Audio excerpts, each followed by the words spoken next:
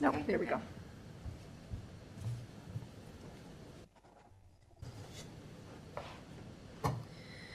Thank you for your patience, members of council and members of the public. We are now live streaming and we are ready to begin the special committee of the whole meeting, Mr. Mayor. Okay, thank you, Madam Clerk. I note that we do have quorum, and along with various members of the SLT. To the viewing public, we apologize for starting this capital budget meeting late. We had a planning meeting that we had to hear from residents on an item and ran a little later. So we will now start the capital budget for the town. Madam Clerk, on the agenda. Thank you. The first motion through you, Mr. Mayor, is a motion by Councillor Wink that the agenda for the November the 9th, 2020 special meeting of committee be adopted. This is a special meeting, so there won't be an opportunity to change the agenda. So I will just call for the vote now. And we will start with Councillor Hahn.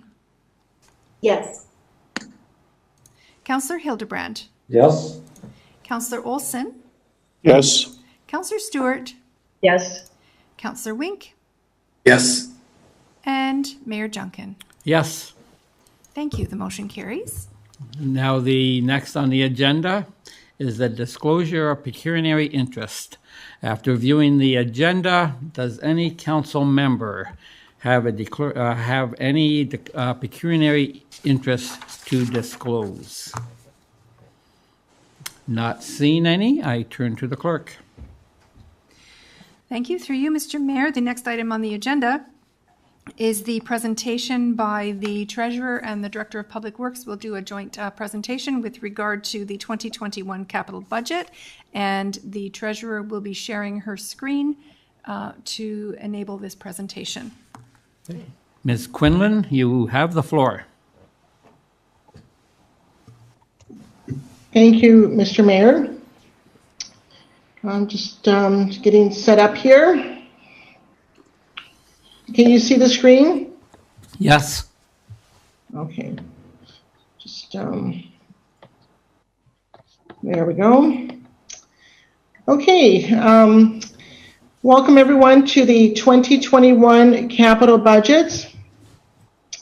The agenda for tonight is the proposed capital budgets. We're going to talk about debentures and debt, reserve and reserve funds, and the open house capital requests. This is the capital summary, and from your screen, you can see that we have over $10 million of capital requests. The first part is the capital request that's funded by the tax levy, and that is $9,026,507. And the bottom portion is the water wastewater capital request, and that is funded by the utility billing of the water and wastewater, and that's over $1.1 million. So on this schedule, the importance of the schedule, it actually shows where the funding is coming from to fund these projects. So in the first column, you'll see that we have about $4.6 million coming from grants, $50,000 from external contributions. In-year reserves, almost $3.8 million. Parkland dedication, $145,000. Development charges revenue, $400,000. And other revenues about $8,600. And with the water wastewater, we have the whole amount being funded by the in-year reserve transfers.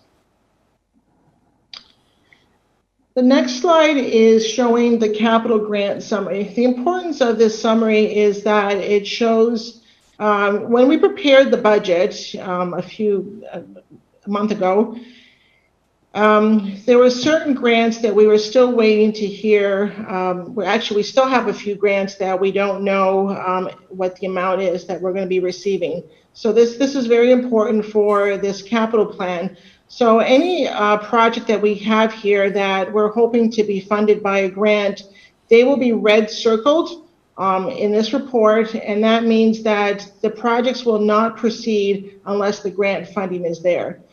On Friday, we received an announcement on November the 6th for the ICIP COVID-19 Resiliency Infrastructure Stream funding, that the town's allocation is $112,331.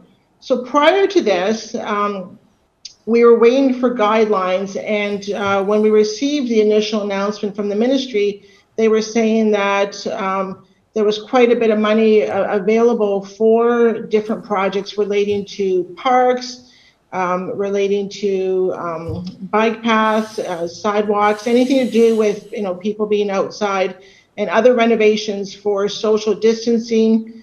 And so when we built the budget, we were anticipating some of the projects that we wanted to include into this grant. And then on Friday, we received the announcement that they have already allocated to the municipalities their portion. We don't know how the allocation was made, but if you look at the yellow that I have highlighted here, so this slide has been updated from the one that was sent out to council just because of the new information, that now those 3 projects that we have, the Centennial Park splash pad, the road reconstruction from Pelham Street to Port Robinson Road, and the Fawn Hill branch renovations, those ones will not be funded by the Resiliency Stream Grant. The senior team is going to be talking this week to see where we want to allocate the $112,000. So this is just an update to let you know. The other grant that we're still waiting to hear is from the ICIP Community Culture and Recreation Stream, and that is the Marlene Stewart Street Park splash pad, and so that's what it is for this year, is that splash pad. So we're waiting to hear whether we're going to get that grant or not, and we haven't heard anything else. So what we have, we're going to go through all of the individual budgets. Mr. Mayor, I don't know if I can't see if there are any questions, so I think it's probably easier if we do, I don't know what is your preference to do the whole presentation, then ask questions, or ask questions as we present? I think it's easier as we present if someone has a question, because there are a lot of slides here. It's up to you or up to David. I'm not sure what you want. Well, I'll turn to the clerk right now. Okay, we can see, I can only see some of the council members. So Madam Clerk, do you suggest that we do the whole budget and then go back, or can we indeed bring all the council members up if there are questions? Through you, Mr. Mayor, I believe it would be possible to do one section at a time and see if there are questions. It might be difficult to flip back through the slides if we wait until the very end. Okay, so excellent. we do have our deputy clerk with us this evening, so she'll be able to help us flip back and forth. Okay, thank you. That's very helpful. So the first one here is the information technology. We do have Mike, the IT manager, on the phone if there are any specific questions. So I'm not going to read each one. I think I'm just going to show the slide and just highlight anything that's fairly new. This is the typical budget that we normally have for information technology. And so I'm just going to open up if anyone has any particular questions relating to IT that Mike or myself can answer. Okay. Council, any questions for either the treasurer or for the IT genius, Mike? We may need councillors to just speak that they have a question, because when we're sharing screens, we can't see all of the tiles. Okay, so we'll do it that way then. If you do have a question, like you say, you may not be on our screen, feel free to identify yourself and that you have a question. Right now, we have no questions for IT. Through you, Mr. Mayor. Councillor Hildebrand. Through you, Mr. Mayor. I had a question with regards to grants, but we quickly went past that. Unless we're going to cover grants specifically in different areas, I'm fine with that. The question I had was with regards to Bridge Replacement 16 Road. Are you saying that grant is already approved for that amount? Okay, so through you, Mr. Mayor, what we're saying is that the $542,646 for the bridge replacement, we are recommending that project, and if we do get that project approved, we have gas tax to pay for it. So what we're saying is we have the grant money. What council has to do is give us the approval that this is the project that they want this grant to fund. So no, Councillor Hildebrand, it's not approved. But what we're saying is that we have the grant money though. What grant money do you have? It's gas tax. So that's an annual program. So with the gas tax, we receive that every year, and we have to we have certain projects that are eligible for that, and one is bridge replacement, road replacement. So there's different specific criteria. So what we do is we bring forward projects that that we know will meet that grant criteria. So we have the grant, we just need council to approve the project. And so when we go to the road project, the Director of Public Works can talk about that specific project. Can you explain to me how much we have in gas tax as a grant? The total gas tax that we have is the amount, 542,000. And Charlotte, jump in if you need to correct me. But that's the amount. Yeah, that's the amount. We receive a set amount each year, and then we can choose which eligible projects we want to designate that funding to. So this is our recommendation. And if council so approves, then that's the one we would apply the gas tax funding to. Thank you. Okay, thank you, Councillor. Any other questions at this time? Through you, Mr. Mayor. Yes, Councillor Olson. Yes, the amount of $112 and the budget was, or $112,000, and the budget I believe was $850, I think. 890. That shortfall, 777. How sturdy is that? Is that a good estimate, or? Well, what I'm showing here, through you, Mr. Mayor, what I'm showing here is that those three projects highlighted in yellow equaled $890,000, and now what's been announced is we're only getting $112,000. So the $777,831 of the grant money is not going to be received. So those projects are going to have to be reduced by that amount. Okay, I understand. Thank you.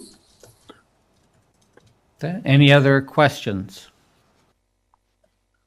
I guess I have one, perhaps, Madam Treasurer.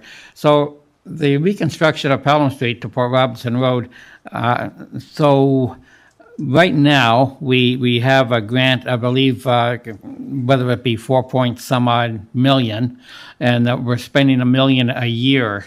Is that correct? Through you, Mr. Mayor, we had funds allocated for this year.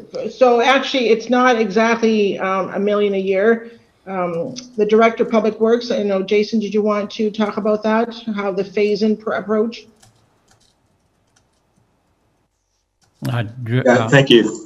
Through you, Mr. Mayor, the Pelham Street project is broken into 4 phases. The first phase, which is happening as part of the 2020 capital budget, that's being undertaken currently and is expected to be completed by the end of December. The other 3 phases will be funded by the grant. The total amount of the grant is in the order of $4.2 million, and that was the maximum eligible grant amount that we could get for this project. So that is allocated over the next 3 phases. There was no, because we had started work earlier on phase 1, there was no funding for that particular grant for that phase 1 of the project, but it will be applied to phase 2, 3, and 4. I believe in the 2021 budget,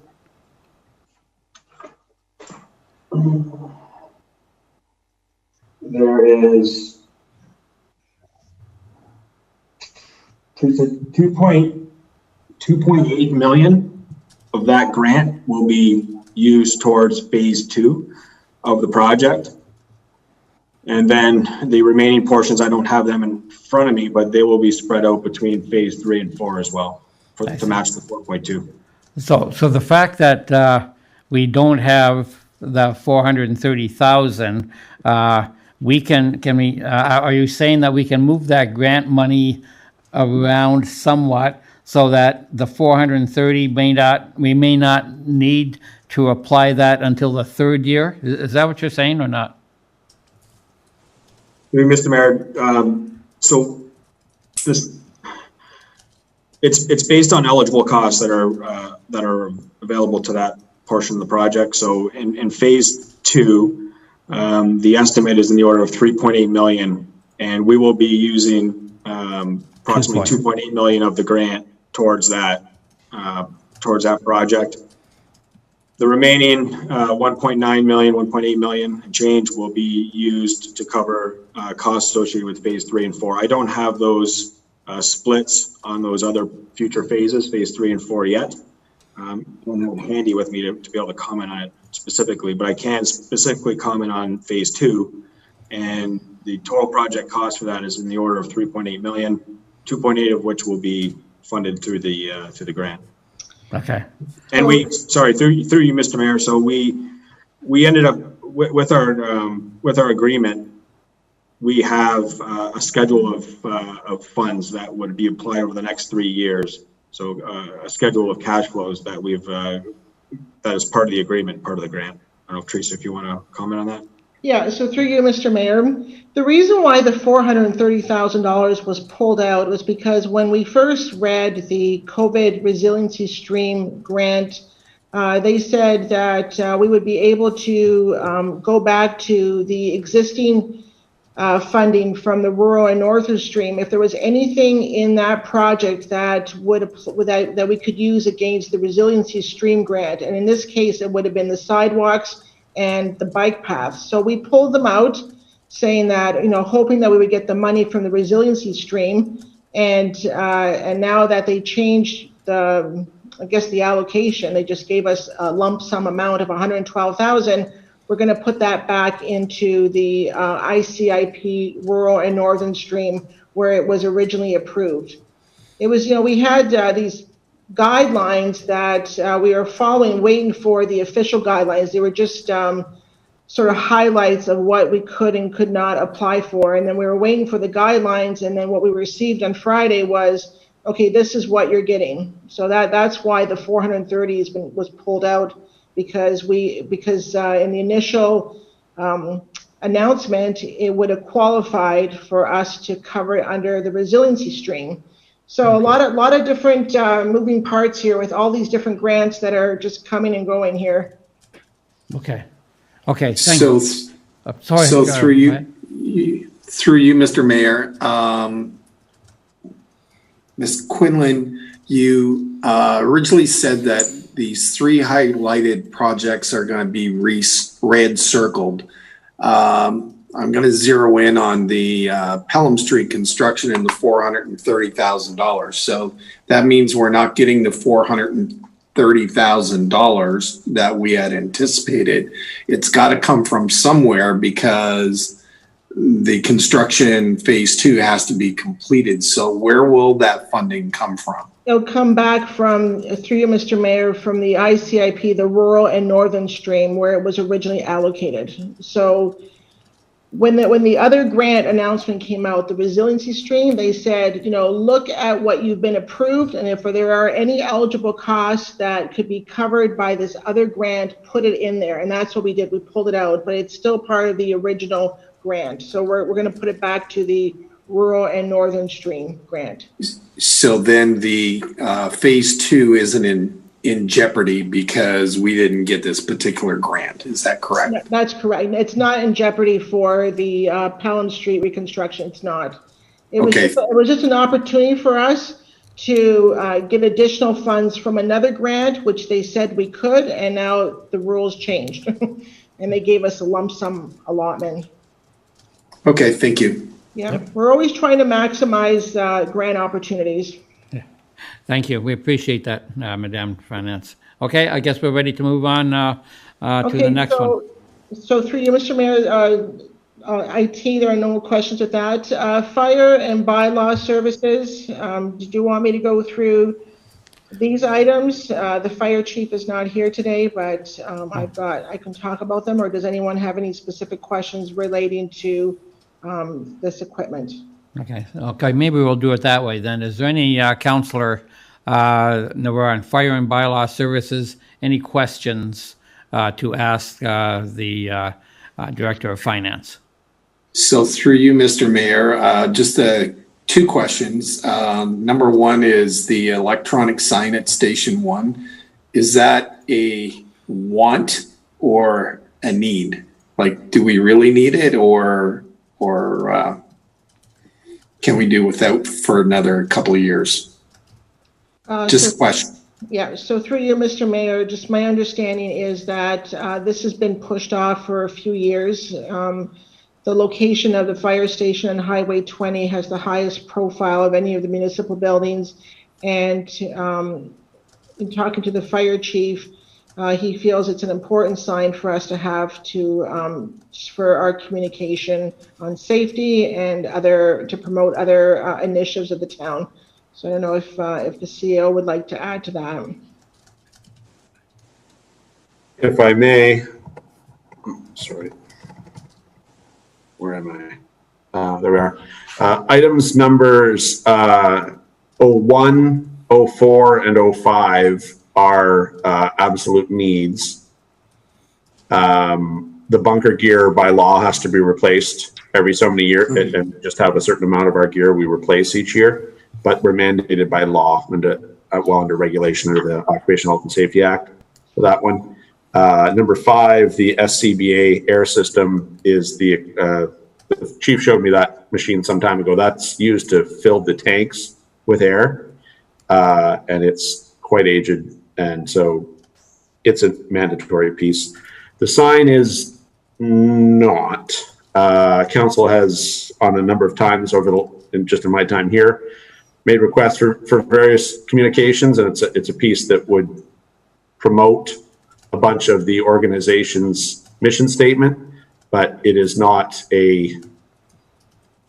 directly linked to life safety. We believe it would promote and enhance that, but it is, one could classify it as want rather than need. Councillor, any other comments? Yeah.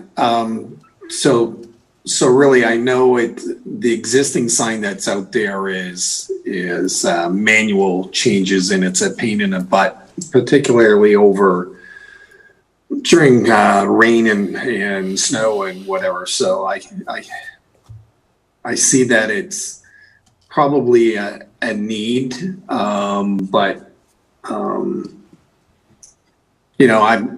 I'm just throwing it out there whether or not we should reconsider that.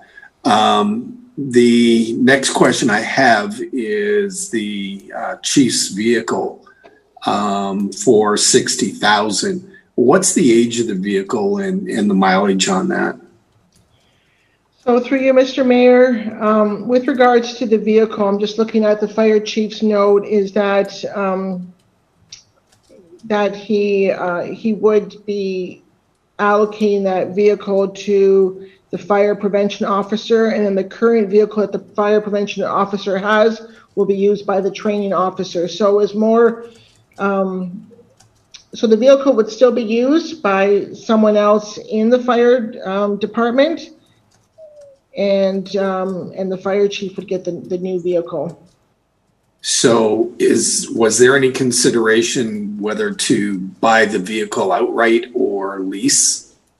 And are we looking at whether or not it would be a hybrid so it would be able to utilize electric? I don't know the details of the vehicle. We could definitely look into that to see if that's something that we should be considering. And so we don't typically lease emergency services vehicles because we know we're going to run up such high mileage on them that there'll be either a penalty in the lease or we'll be forced to buy the vehicle at any rate. So unlike some of our seasonal, we do lease vehicles, but those are ones we're only going to have for seasonal work in a given year. Whatever you buy for the fire department will end up, we need to be permanently painted and then geared up with all the accessories, and then you run it until it's no longer efficient to run.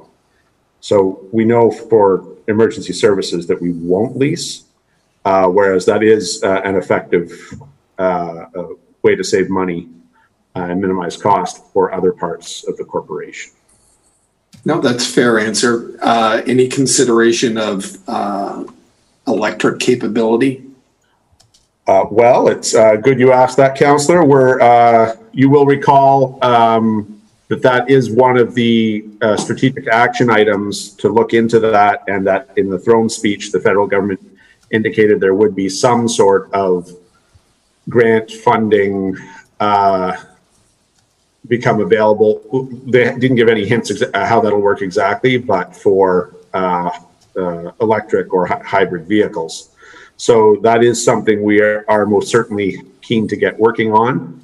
We haven't commenced that work, and hopefully some of that will be done under the guidance or assistance of the Utility Advisory Committee under sort of its green aegis, if you will. Certainly, work won't be done, I think, on the purchase of this vehicle, firstly, until it'll be some months until we believe you will pass an operating budget. And the operating budget, you will recall, has a request for a new staff complement in fire. And that staff complement is a major part of the driver for this request. So, of course, we wouldn't take any action until we see whether or not Council is going to approve that proposed increase in staff complement. Firstly, that gives us a few months to sort of figure out whether or not, we don't know how soon into the mandate the federal government will pursue the grant opportunities around electric vehicles. So that is something that could be considered. Timing will be an issue. Thank you. Through you, Mr. Mayor. Yes, Councillor Hildebrand. I had a chance on Friday to spend considerable time on the phone with the fire chief. The two items we talked at length about was the communication sign. His comment and my discussion with regards to that electronic sign was, I was hoping that we could use that electronic sign for a lot of our advertising that we now put in different other communication menus or venues. And I was hoping we could save some of our advertising dollars, and we know how much it is to put things in papers and that kind of stuff, just from a councillor's point of view. So I can imagine what we're spending there. So I thought that might be offset by some costs with regards to an electronic sign, because everybody goes by Highway 20. Now, with regards to the fire chief's vehicle, it is a 7-year-old vehicle with 160,000 K on it. And I asked the fire chief how the pricing was arranged. And he tells me that he has fleet pricing arrangements with the region. So he already has a corporate rate there, which is very competitive. So he said, if, for instance, if it was 60,000 at the dealership, the region buys it at about 40.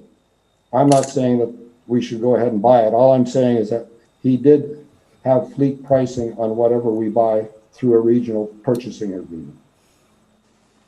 Excellent. Good to know, Councillor. Thank you for that information. Any other comments? Through you, Mr. Mayor. Yes, Councillor Olson. Yes, if the sign, if we're contemplating rebuilding the fire hall, is it possible that we could wait until the fire hall is rebuilt to put the sign in? Because there's probably a good chance the brickwork and everything supporting it will probably be made to match the building. Just a question. Any comment from the CAO on that? Well, what I can say, Council, is that we are not imminent in bringing any sort of report that will analyze whether an entirely new facility is appropriate or a significant renovation and overhaul. That's not, we're not looking at that anytime soon. And regardless of what decision ultimately gets made by this council or a successor council, we're talking about years in any event. So the question is, do you feel that an electronic sign will provide $30,000 worth of value in its support of the fire department's mandate for local residents, or it can't provide $30,000 worth of value? I appreciate all those lines of reasoning, but it'll be some years till we figure out and then actually manage to achieve either a significant renovation or a complete rebuild. So I understand this item's been deferred in years past. I've only been here for one previous budget, and certainly that was the case last year. Okay, thank you, Mr. CAO. Any other, I'm sorry, Mr. Olson, Councilor Olson, any other comments on that? No, I thought it was, I thought the fire hall rebuild and was much more imminent than that. Okay, thank you for that. Apparently not, according to the CAO. Any other councilors want to weigh in on the either on the sign or on the replacement of the chief's car? Not seeing any. Madam Clerk, should we be voting on something like this, or do we just make note of them and then come back at the end? How do you think we should do this? Through you, if there is a desire by council to remove an item or red circle an item, I would suggest that it be done individually at this time by motion, and then council would determine as a group what the disposition is on the item. Okay, thank you. Unless the CAO prefers a different method, I see his. Yes. Would you confer to that what the clerk just said, Mr. CAO? Yes. So the council is clear. You're sitting here as committee of the whole. That's so that any decision you make this evening or any non-decision isn't binding in either event. So at a future meeting, you'll be asked to approve this capital budget. At that point in time, you could bring motions to remove or add, for that matter. You can do that this evening. I would submit to you that anything you don't take positive action to remove will remain in there and will get approved as part of one main motion at the end. So if you have particular items you'd like addressed, i.e. either reduced or removed in their entirety, it's good to do a positive motion now, if it's in your mind now. But if not, you still have the intervening time between now and when you'll be asked to pass the budget to review, consider, and you can bring motions at that time as well. So you get at least two opportunities to make these changes. However, when it's sitting there before you, there's no time like the present. Okay, thank you.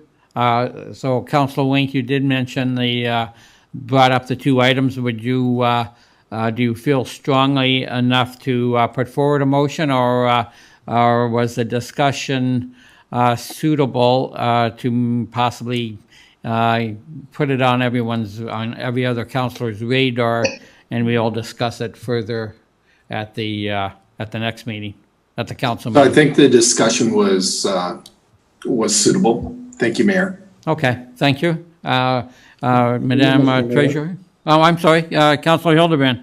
Through you, Mr. Mayor. At this stage, with regards to replacing the vehicle, I think that should be an item that would be red circled for two reasons. Number one, we're waiting to see whether we have to send the vehicle down because of another employee, and so it's interrelated.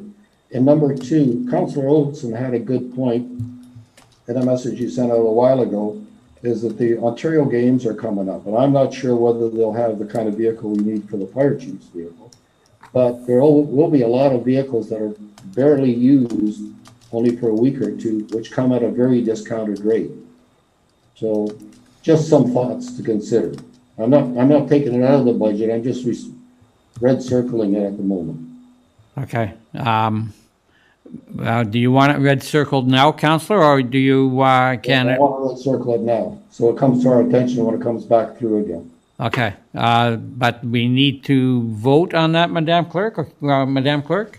Through you, Mr. Mayor, yes, but I see the Director of Public Works has his hand raised, so he might have information for Oh, I'm council. sorry. Director of Public Works, Mr. Marr? Sure. Thank you. Through you, Mr. Mayor. Just to comment on the vehicle, the fire chief's vehicle, it is done through fleet pricing through the region, and it is a special interceptor package that the police and fire emergency vehicles use. So that, just to keep in mind that it's a special package that's put out for those emergency vehicles. Okay, thank you. Councilor Hildebrand, do you want to put forward a motion and this council can vote on that? Yeah, I'll put out a motion to red circle replacing the aging vehicle. Okay, and is there a seconder for that? No, do we need a seconder, Cal? No. We're in count. Yes, so we don't need a seconder on that. Any comments on the motion? Can we have some clarity on council's expectation? Red circling isn't something you typically do. It's something your administration does. You're the ones, you pass a budget or you don't pass one. So what exactly is your expectation? Councilor So Hildebrand? we can comply with it? Well, my expectation is, we don't know whether we're getting approval for that second individual with regards to staffing in the fire department at this point. And that might determine whether we need, because this vehicle is going down to that individual, if I understood correctly. So Yes. we're buying we have to get another vehicle for that individual. So this is just another vehicle we're adding to a fleet. Comment on that, Mr. CAO? Well, you're currently scheduled to, actually, I kind of like Ms. Quinlan to provide some guidance. You're scheduled to pass the capital budgets months before, On December. well, 6 weeks or so before you get to the operating. We would certainly understand that your expectation might be that we don't go through with the vehicle purchase if council doesn't approve the hire. But when you pass the capital budget, it either has the money for that vehicle in it or it does not. The red circle isn't a legal status. Ms. Quinlan? Yeah, so through you, Mr. Mayor, so I think what Councillor Hildebrand is saying that, so I think what we've been using the red circle, Mr. CEO, in the past has also been conditional. So what he's saying is that this purchase is conditional on that position being approved. So if that position is approved, then the vehicle is approved. If that position is not approved, then I think what I'm understanding is that you don't want the vehicle to move forward. Is my Councilor Hildebrand? That's correct. That's exactly correct. Okay, so hence my question, because we also had some discussion around, fleet or not, or are we going to try to get something from Canada Games? So when we bring this motion, that's why I'm seeking clarification. We need a fair amount of specificity. I say this at the start of the budget process, just to remind everyone, we need a fair amount of specificity, because on that one alone, we'd have taken multiple interpretations off council's expectation. Thank you. Let me ask a question of Director of Public Works. Is there a time limit on this fleet price? Do you know? Through you, Mr. Mayor, I'm not aware of any time restrictions on that. I don't know if they go out once or twice a year. I don't have that information available. Okay, thank you. Any comments from the rest of council, or do you, before Through you, we? Mr. Mayor. Yes? Through you, Mr. Mayor, I believe those fleet pricing arrangements are probably annual, and they're probably just as described in that amounts and those types of discounts. But Mr. Mayor, I would like to move that we remove the electronic sign from the budget. Okay, well, one thing at a time, Councillor. Right now, we're talking about the fleet vehicle. And we're talking about the red circle on the fleet vehicle. Madam Clerk, would it be appropriate for me to call a vote on red circling? Through you, Mr. Mayor, I believe the treasurer has an indication of what is meant by the motion by the councillor to ensure that the spending on the fleet would not proceed without the approval of the staff complement. Yes, yes. But that was a motion put forward by Councillor Hildebrand. By Councillor Hildebrand, Yes. and I see the Director of Public Works has his hand up again. Okay, Director of Public Works? Through you, Mr. Mayor, sorry, I apologize. I'm in correspondence with the fire chief. The comment I'm getting is that that vehicle is at the end of its life, nearing the end of its life for his response time. Those vehicles travel at high speeds to calls, and in that effect, for the purpose of the fire chief, it's time to replace that vehicle. Okay. Yeah, thank you for that.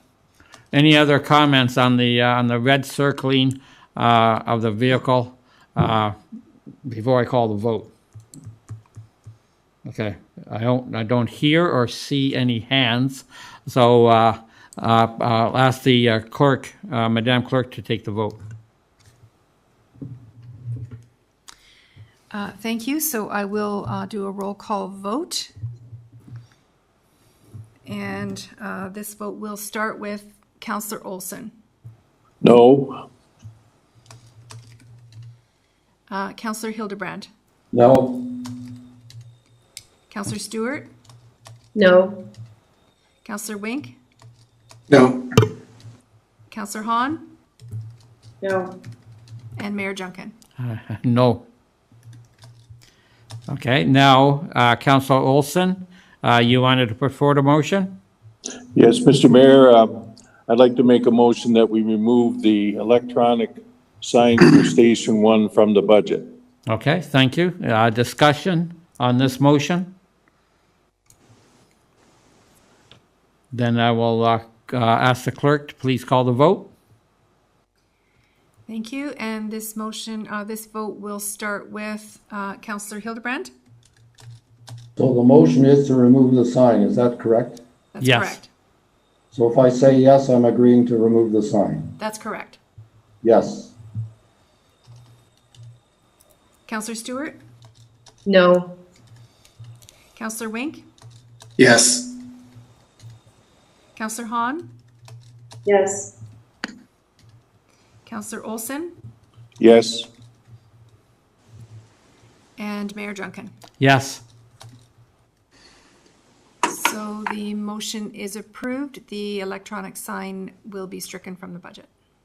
Okay, thank you. Any other questions, comments on the fire services capital budget? I have a question. Oh, yes, Councillor Hahn. Through the mayor. So with regards to the vehicle, the fire chief vehicle, so the one that we have now, it's white writing on a white vehicle. So I guess I would request that we actually have more visible decals put on the vehicle when it arrives to make it much more visible. Okay. Councillor, or not Councillor, Director of Public Works, I see that a lot on vehicles, on emergency vehicles. Is that, is there a reason for that? White on white, but I mean, it shows up at night. Yeah, through you, Mr. Mayor, that's correct. There's reflective tape on there that shows up at night. I don't know what the standards are with respect to markings on emergency vehicles. I can't comment. Okay, thank you.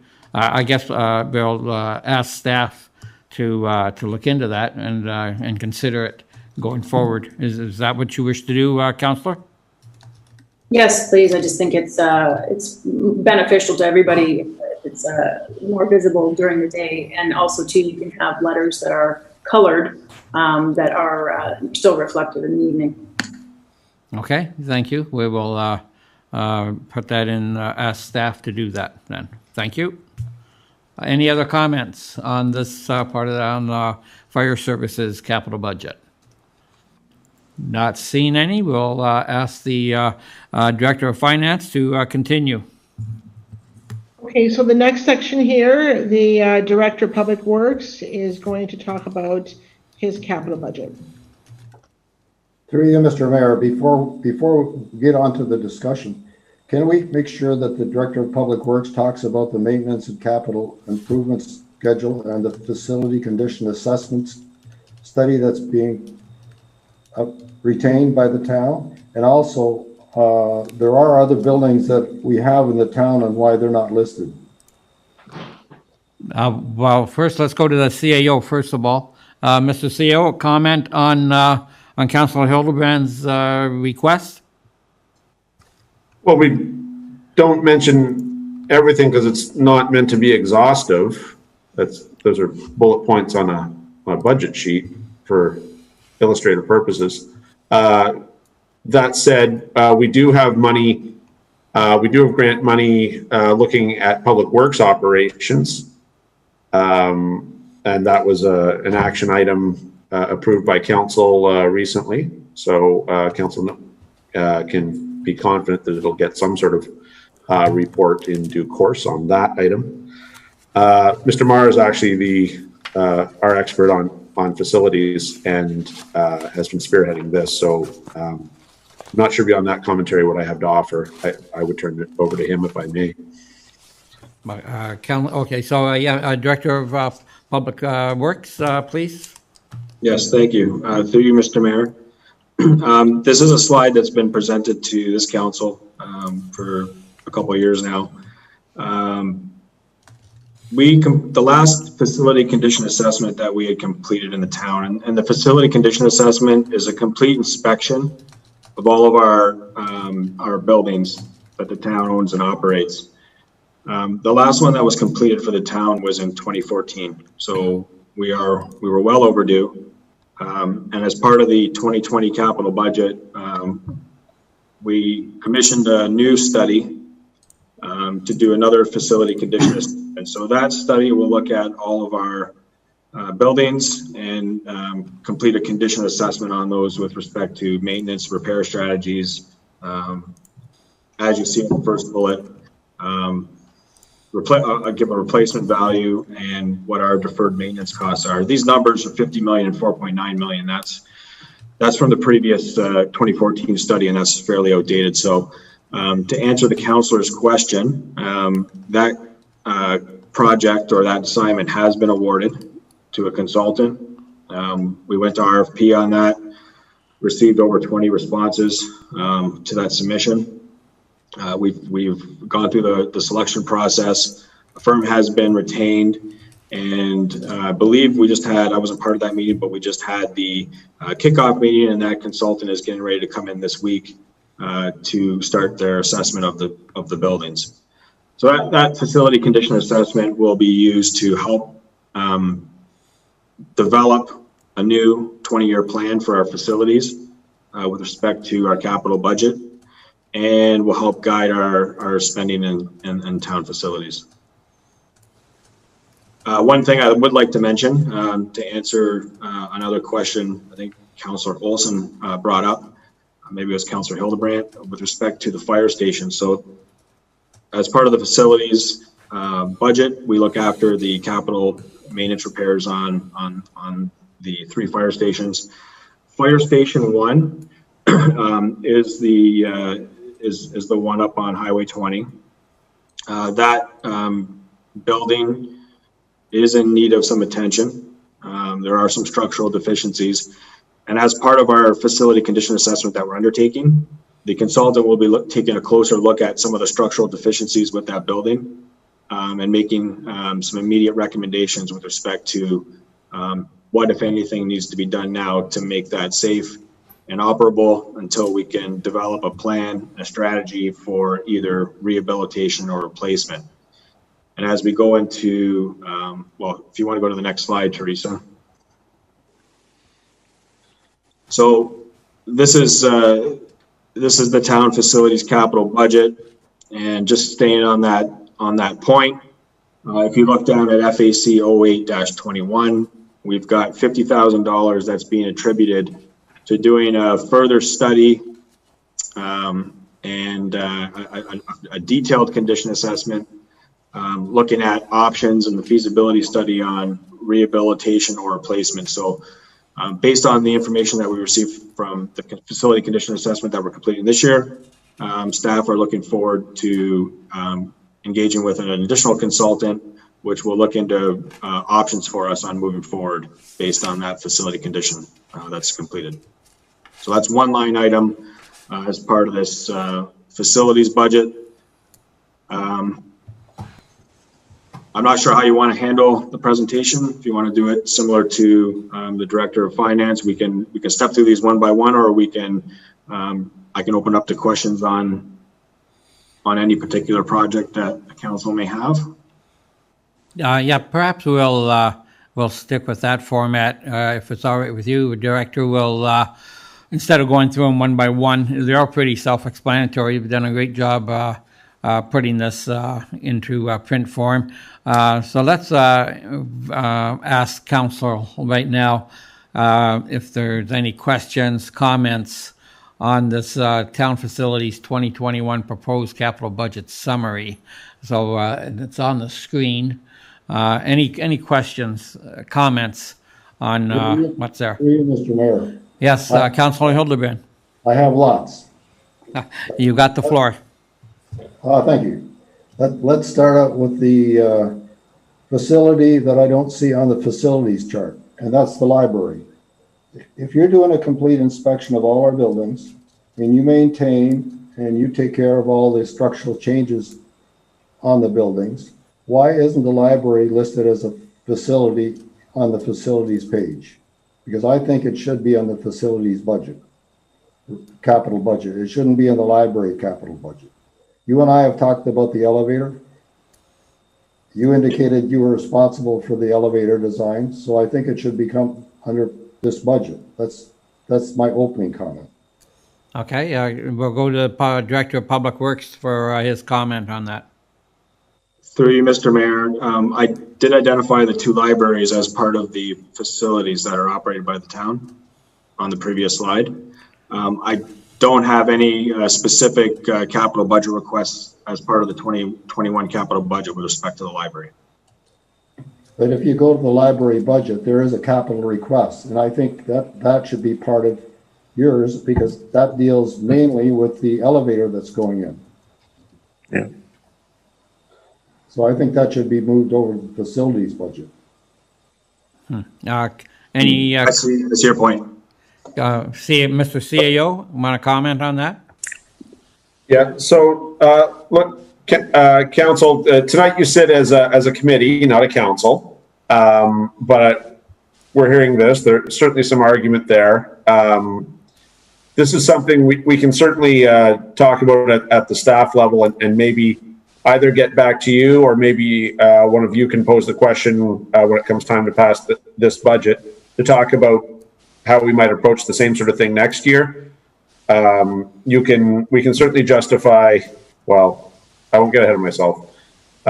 Based on advice we get from our accountants, both of whom are on this call, there is a universe, I believe, where we could put the capital needs of the library, which has a separate board, but is financially dependent upon the municipality and thereby specifically yourselves, council, to add that into, but that's not how we're currently doing that. So this isn't the moment for that discussion, but we can talk about setting that up for next year.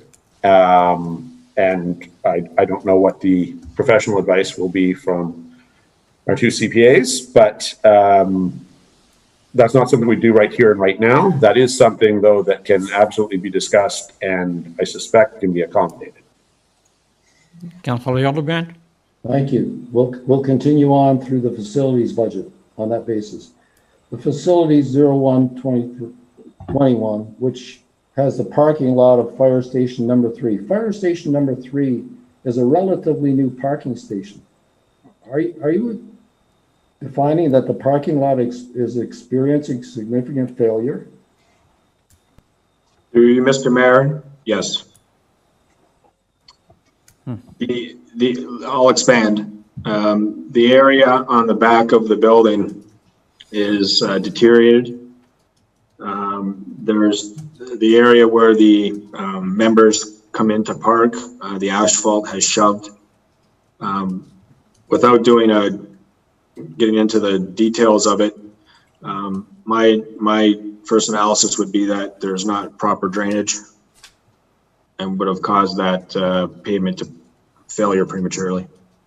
That's our newest fire hall, if I recollect properly. That can't be more than 5 years old. Something seems wrong.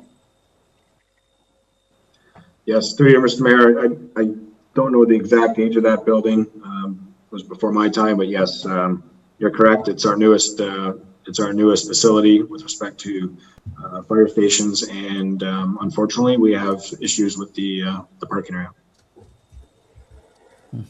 Okay, thank you for that. If I may continue, the clock system in the MCC for security, I consider that a back charge to the designer and the building of that facility. I mean, we've still got a holdback on finances for it. That should have been part of the design of that complex. I don't disagree with spending the money because obviously you need it, but that to me should be part of the holdback, and it should be listed as part of the discussion we have with that contractor when it comes to settling that outstanding balance. Comment from either Public Works or CAO? Sorry, I'm unfamiliar as to whether the RFP or the building design required the installation of cameras. Is that an item that was required and not? I just thought it was designed without them. Well, the building was, well, I'll let someone else answer that, sorry. Director of Public Works? Through you, Mr. Mayor, without having the document in front of me, I don't know what the project specifications were for that building. Yes. Through you, Mr. Mayor. Yes.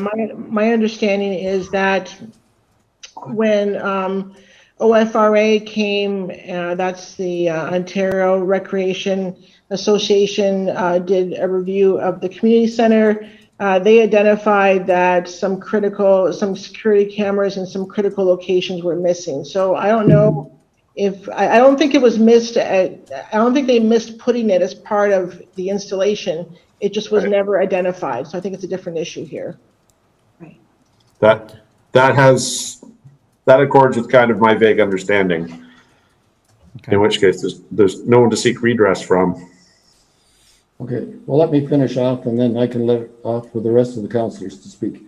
The old town hall septic replacement deferred from 2020. We had a long discussion about this in 2020. I've again reviewed with the individuals who are using the facility, and this to me is something I'm going to make a motion to remove from the budget because it's operating properly. There's been no problems over the last year, so I have no intention of spending this $70,000 for upgrading the septic system when the septic system is working. Okay, thank you. Any comment from Director of Public Works on that? Through you, Mr. Mayor. The only comment I'll make is that there has been incidences where we've had backups. I agree with the councillor. There hasn't been anything that's been recent, but I also understand that the usage of that facility is very limited, especially with COVID-19 restrictions. Definitely, this is it is functioning. We've had circumstances where we've had backups, and so this project was identified as part of the 2014 facility condition assessment that was completed, and basically, from Public Works perspective, this may be a good opportunity and good time to do this project when the facility isn't being used. Okay, thank you. Is that all for now, Councillor Hildebrand? Yes, thank you so much for allowing me so much time to speak on these issues. Okay, thank you. Any councillors want to comment either on issues brought forward by Councillor Hildebrand or other items that they want to comment on? I can't see all the hands, so just shout out your desire. Through you, Mayor. So with regards to the septic replacement, so I would agree on 2 points there. One, through the Director of Public Works, that if it's not being used right now is an ideal time to make changes to an area that isn't going to have a lot of people around. True, but on the other hand, why spend the money if we don't need to, if something isn't failing? So I would have to, I guess, lean on the side of saving $70,000 at this point. Okay, thank you. Did Councillor Stewart, did I hear your voice? Yes, you did, Mr. Mayor. Back to the parking lot at the fire station. Seeing as it is so new and it is failing, were there no types of guarantees for any longevity from the contractor who did that work? You know, as far as having the proper base under it and the grading for drainage and everything? I will turn it over to the Director of Public Works. I have a feeling that we're outside the warranty period, but Director of Public Works?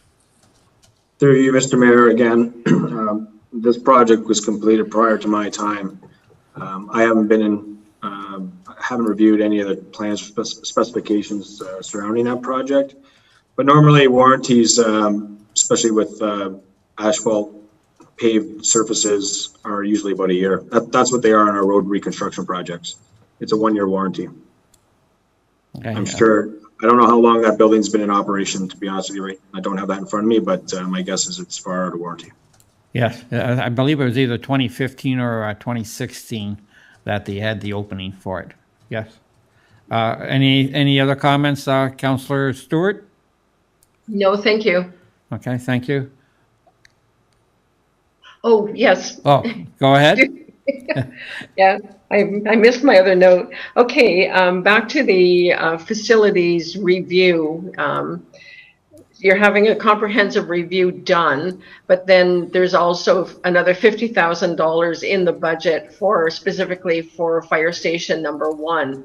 That seems to me like somewhat of a duplication of effort. If we've got it tendered out for all the facilities, why are we like double paying for that one? Director of Public Works? Through you, Mr. Mayor, and good catch, yes. So it does say a detailed condition assessment will be undertaken.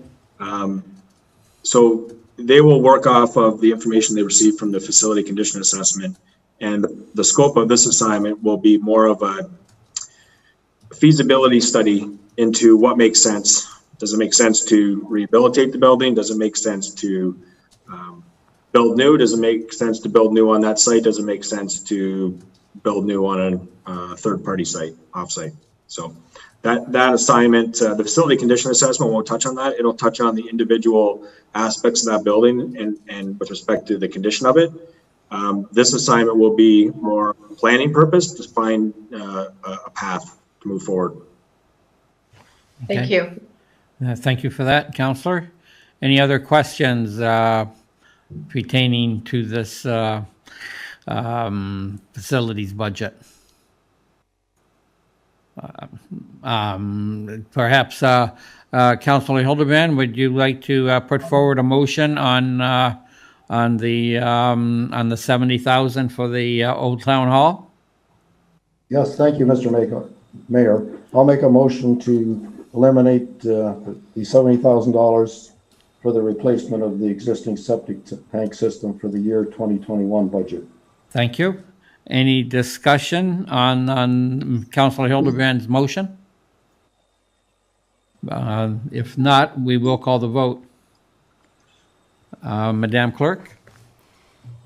So through you, Mr. Mayor, this is a motion to remove project FAC 0721 Old Pelham Town Hall septic replacement from the 2021 capital budget, and the vote will start with Councillor Stewart. Yes. Councillor Wink? Yes. Thank you. Councillor Hahn? Yes. Councillor Hildebrand? Yes. Councillor Olson? Yes. And Mayor Junkin? Yes. Thank you. The motion carries. Okay. Any further discussion on this order of the capital budget? Not seeing any. Then Director of Public Works, perhaps move on. Thank you, Mr. Mayor. Through you. The next component of the capital budget deals with parks and beautification. So our parks and facilities group looks after municipal grass cutting, storm pond maintenance, grass cutting, preparation of sports fields, playground inspections and maintenance of those, trail and maintenance and inspections, including that is Steve Bauer Trail, John Nemi Trail, the Gary Burko Trail, as well as the banners and hanging baskets, street furniture, and the things that make our town look beautiful. Next page.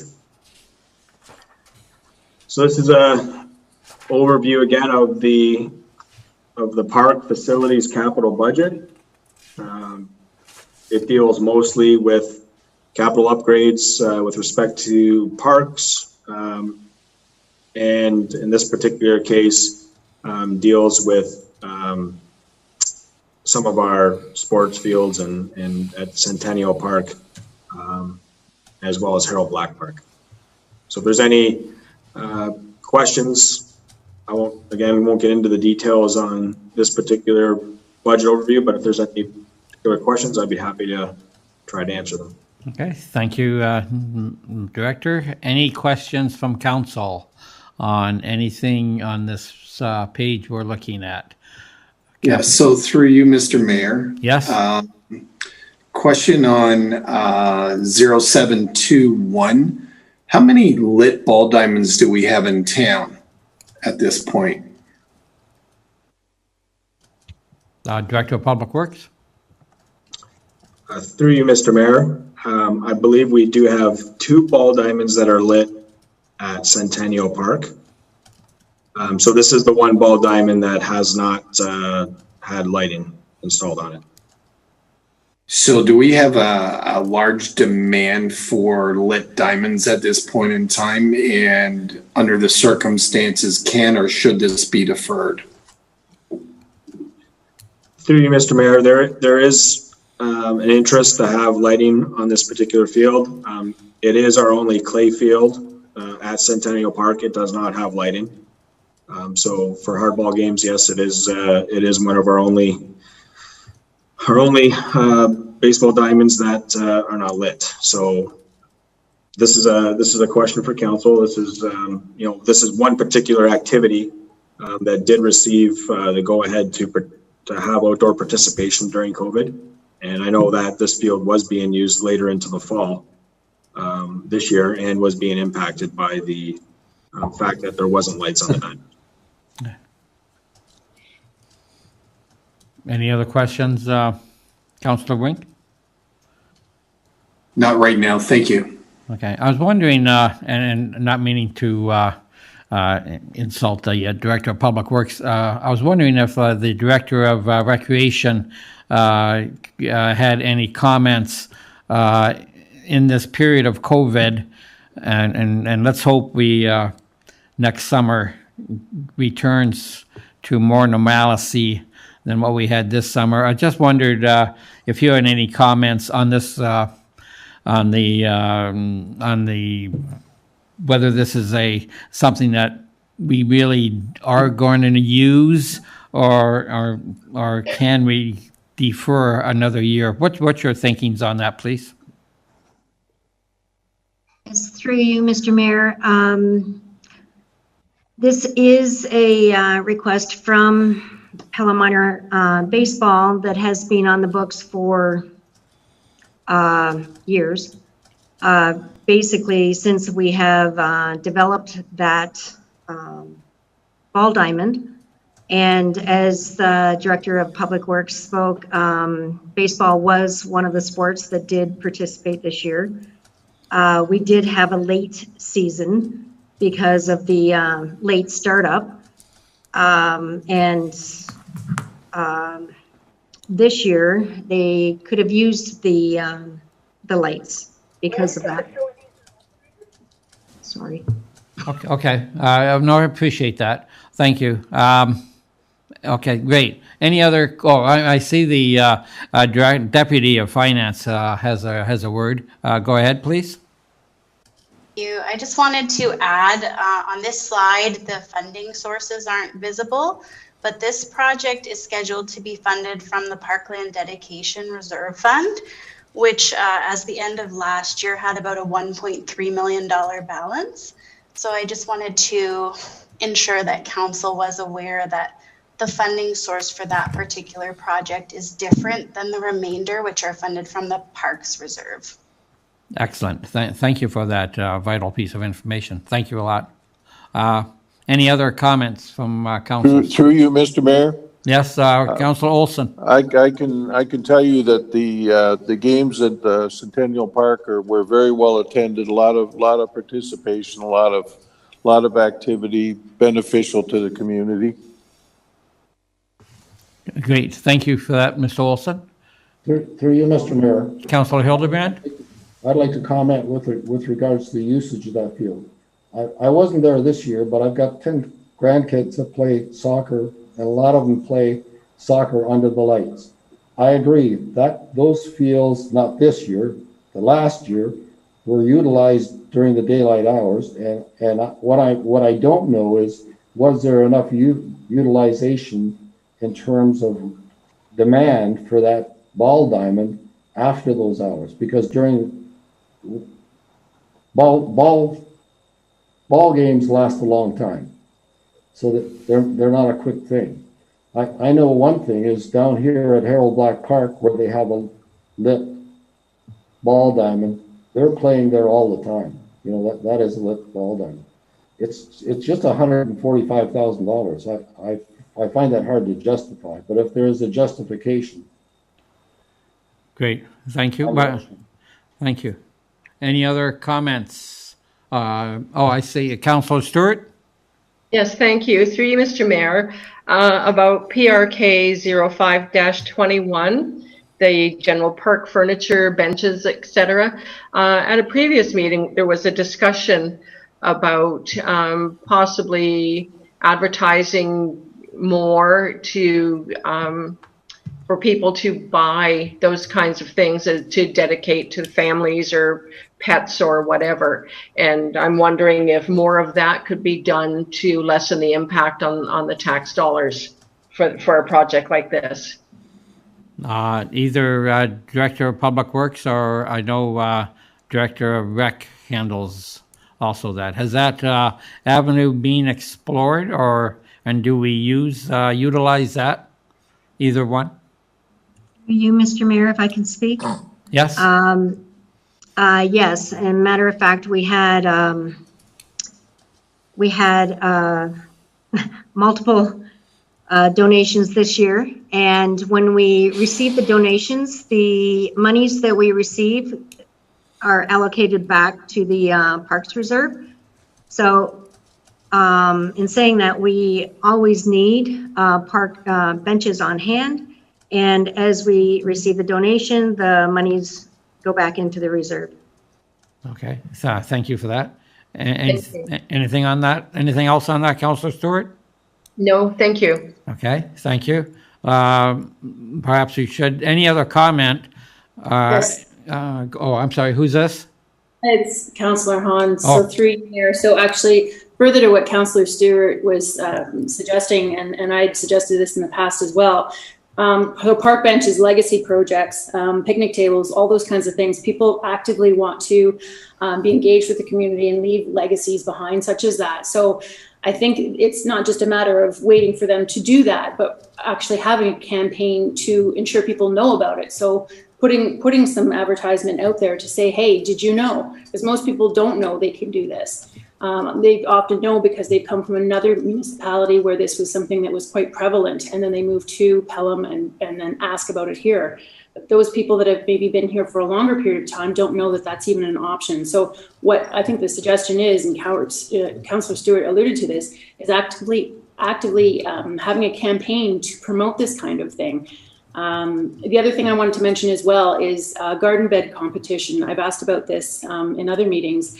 I'm hoping that this moves forward again this year and really in a bigger way engages the community and works with the beautification committee to do that, but also to ensure that we're going to have a proper budget for those garden beds that aren't going to be utilized. So in this way, this year I think we had 7 or 8 beds or whatever it was that were used, but the other ones, at the very least, put some perennials in to dress them up a little bit. So just making sure we have some funds for that.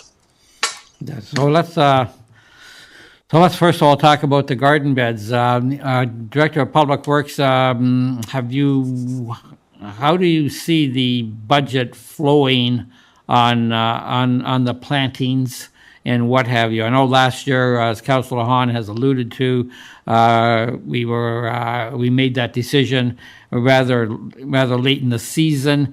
Just how's staff viewing the flower beds this year?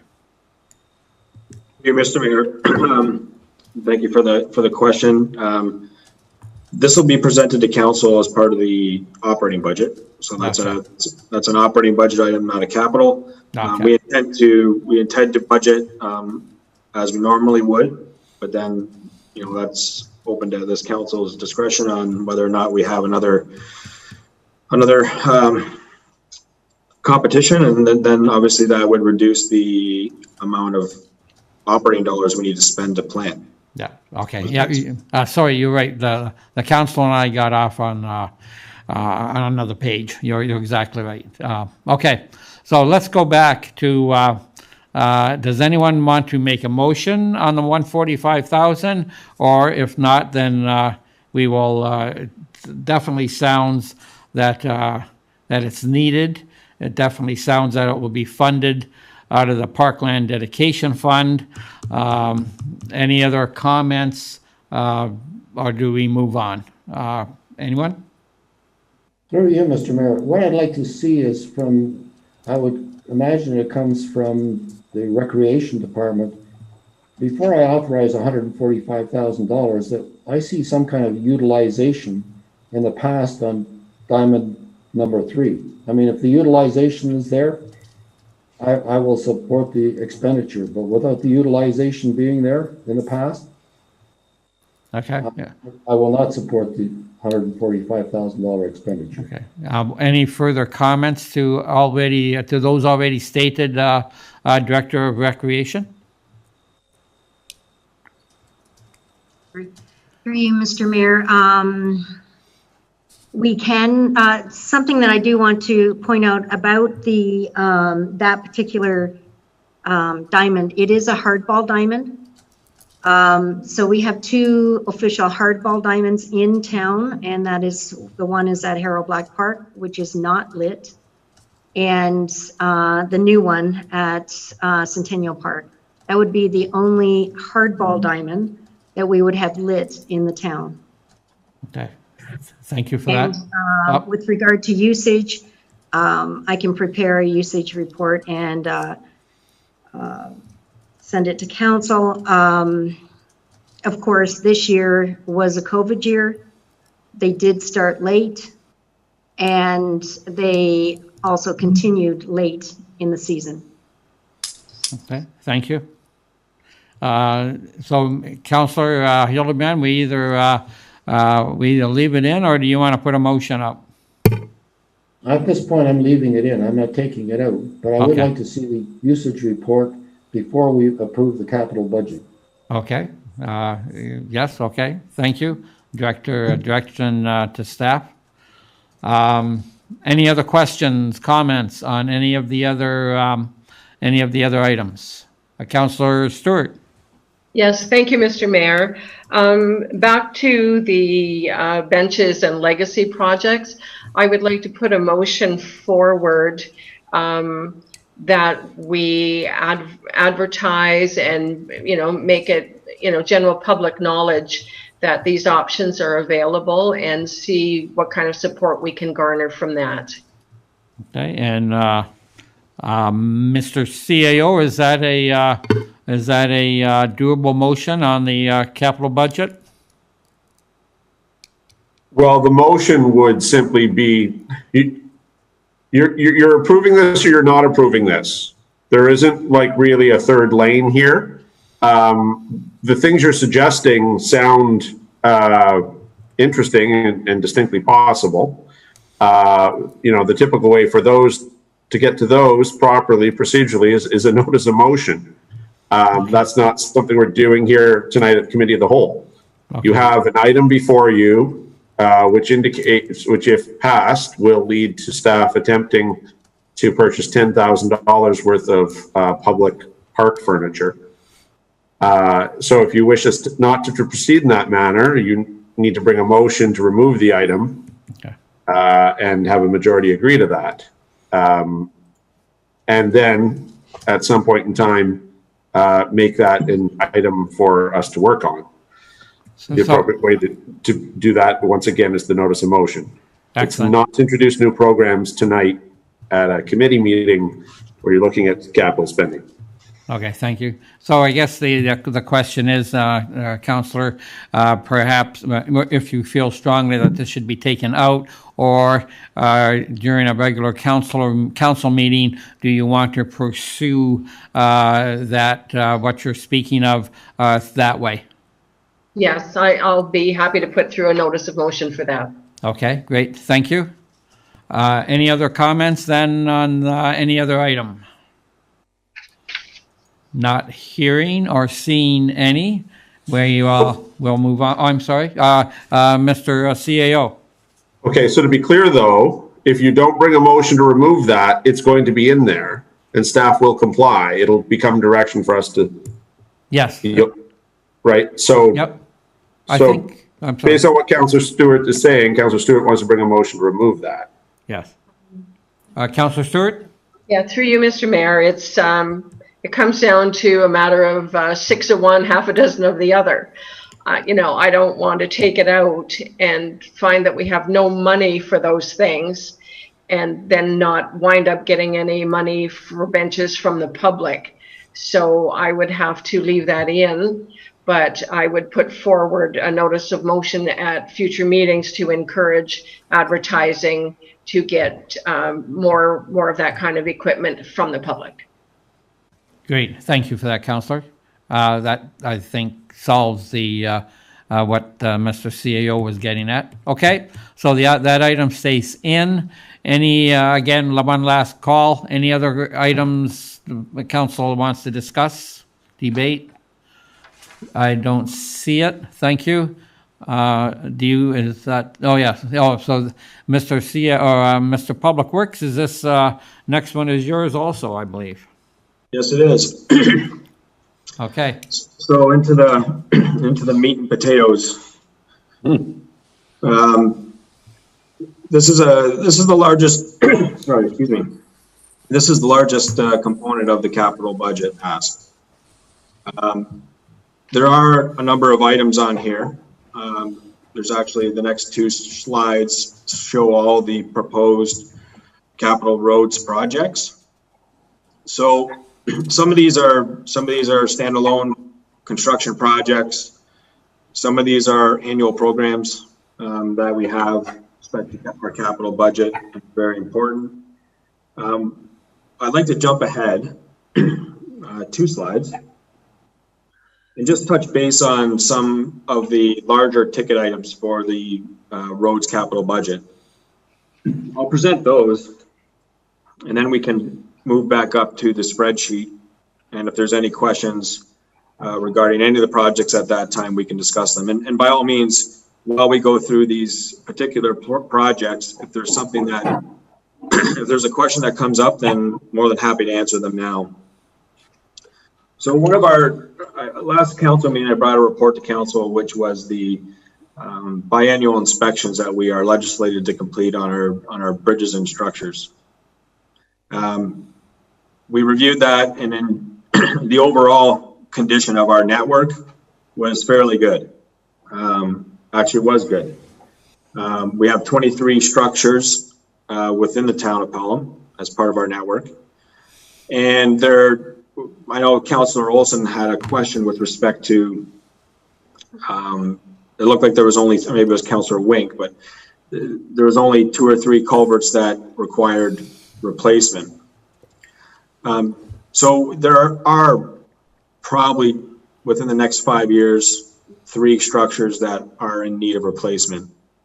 One of them is 16 Road Bridge. So what we've done is we've put together in our 20-year forecast a plan to strategically replace these structures, starting with the worst condition structure, and then over the next 3 years, replacing those 3 structures. So the 16 Road Bridge replacement project, as part of that condition assessment that we completed, was identified as a structure that needed to be replaced immediately. The original construction of that was in 1970. So give or take 50 years ago. It was a structural steel multi-plate structure with 2 cells, which means it's two culverts. And the BCI, based on the condition report, was 48. So overall, poor condition structure, and the recommendation was to replace it. The estimated cost that we placed in the budget, and this is inclusive of engineering, engineering, contract administration, and inspection fees, as well as geotechnical work on site, would be estimated at $650,000. So if you go to the next slide, not to scare you, but this is not a culvert within the township or within the town of Pelham, but it is a culvert that was recently completed for replacement in another municipality in Niagara region. So what happens particularly with these types of culverts is where the water line runs through these culverts and the steel culverts, it tends to deteriorate and erode away at that and basically corrode that metal. When those culverts start to fail, structurally they still support, but what happens is it starts to erode the materials around it in the backfill. So if you look at the top left box, that picture, that started out as a small hole and opened up as a sinkhole on the edge of the roadway. The town staff had contacted LS Engineering to come inspect it. When they got down and looked, and on the right, it's hard to tell, but they said you could fit a pickup truck in that void. And that's how much erosion had taken place. And you can see that it's basically underneath the travel portion of the lane. So the only thing that was holding up that road was the pavement. So if you go back up to the next, go to the previous slide. Correct. So you can see this is a picture that was taken as part of this 2020 inspection. And you can see on the bottom, if you look at the top picture, you don't see any issues. But when you look at the actual culvert itself on the bottom right, you can see that the steel has started to erode at the water line. So this is a concern for us. And the structures that are identified as replacement, that's why we find it particularly important. At least replace these structures in accordance with a sustainable 20-year forecast. And when they're up for replacement, we feel the need that this is an important reason why we want to move ahead with these types of projects. So this is one of the bigger projects that we're looking at completing as part of the 2020 roads capital budget. Thank you. I guess when I look at that culvert, Director, I remember one of the magazines that get delivered to my mayor's office, and I'm sure you get them also. Is there any way, or how do you determine if a culvert like this would be suitable to they actually reline some of these culverts? Is that have you looked at that? And if you have, is that an option on any of these culverts? That and I forget now how they did it. I forget if they build a form they put a smaller culvert and then they filled that gap with something. Anyway, without getting into the hairs of it, have you ever have we looked at something like that? Or what's your comments on that? Through you, Mr. Mayor, yes, that's an innovative approach. And as we move forward in my presentation, we get into the wastewater component. I'll talk about some of the initiatives that public works staff want to start to undertake with respect to relining of wastewater pipes, sewer pipes. It's a cost benefit analysis. With this particular structure, obviously, we leave it up to the designer to come forward with the most suitable, most effective, most efficient option, cost-effective option. I'm not saying that may not be a viable solution here to extend the life of the structure. And currently we are in the design phase. This was the design phase for this particular structure itself was approved in 2020, and we're proceeding with the design on that. Some of the other things they're doing now is instead of using the steel multi-plate type structure, they're coming up with HDPE, polyethylene type materials that won't corrode. So these are some of the things that or even you can get steel culverts now that are coated to try to prevent corrosion and inhibit failures that way. So there's various things that in the industry that are coming up with new advances. Obviously, relining culverts is one of them, and that's something that we would always consider as part of the projects. Okay, great, thank you. Now you want us to go back to the top page, Director? Yeah, there you go. There you go. Let's we'll stick with the moving down through some of the highlights of the road program. So one of the other reports that I brought forward to council was a report that showed the condition of our pavement and our hard surface road system within the town. So the town maintains approximately 240 kilometers of hard surface roads. That's made up of hot mix asphalt as well as surface treatment. So your hot mix asphalt would be your more heavily traveled roads, your main arterials. The surface treated roads are the ones you find in the rural areas mostly. In accordance with that report, the overall rating of the network, the PCI rating, the pavement condition index, was 69. And then there was some budgetary recommendations put in that report that in order to maintain that PCI of 6970 over the next 10 years, their estimating would require an average annual investment of $3.2 million in just road rehabilitation alone. That's almost all of our roads capital budget ask. It's not something that's sustainable at this point. So as part of the 2021 capital budget, we're recommending that we move ahead with our annual maintenance program. One of the recommendations in that report was that the town moves ahead with pavement preservation strategy, and we do that. We dedicate roughly $150,000 annually towards that, and that'll be hot mix patching of the roadways, crack sealing. So that's a budget ask in 2021 to maintain that program at $150,000. And then our road rehabilitation program, which would be a mixture of hot mix resurfacing or reconstruction and surface treating of various roads in the rural area.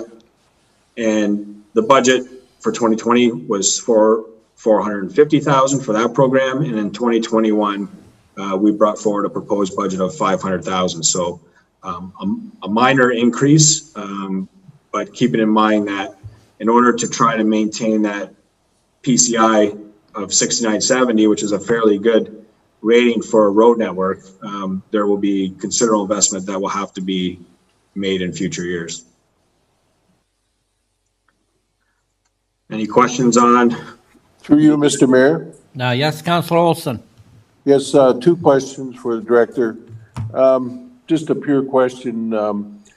At some point, concrete is an alternative to steel, I suppose. What is there an option to have concrete in this 16 road bridge? Through you, Mr. Mayor. So yes,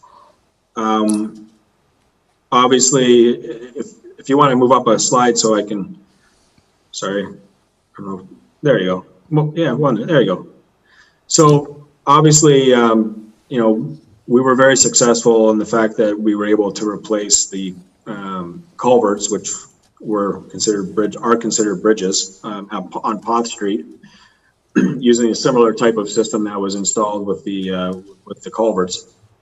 It's a much more cost-effective method of doing a replacement.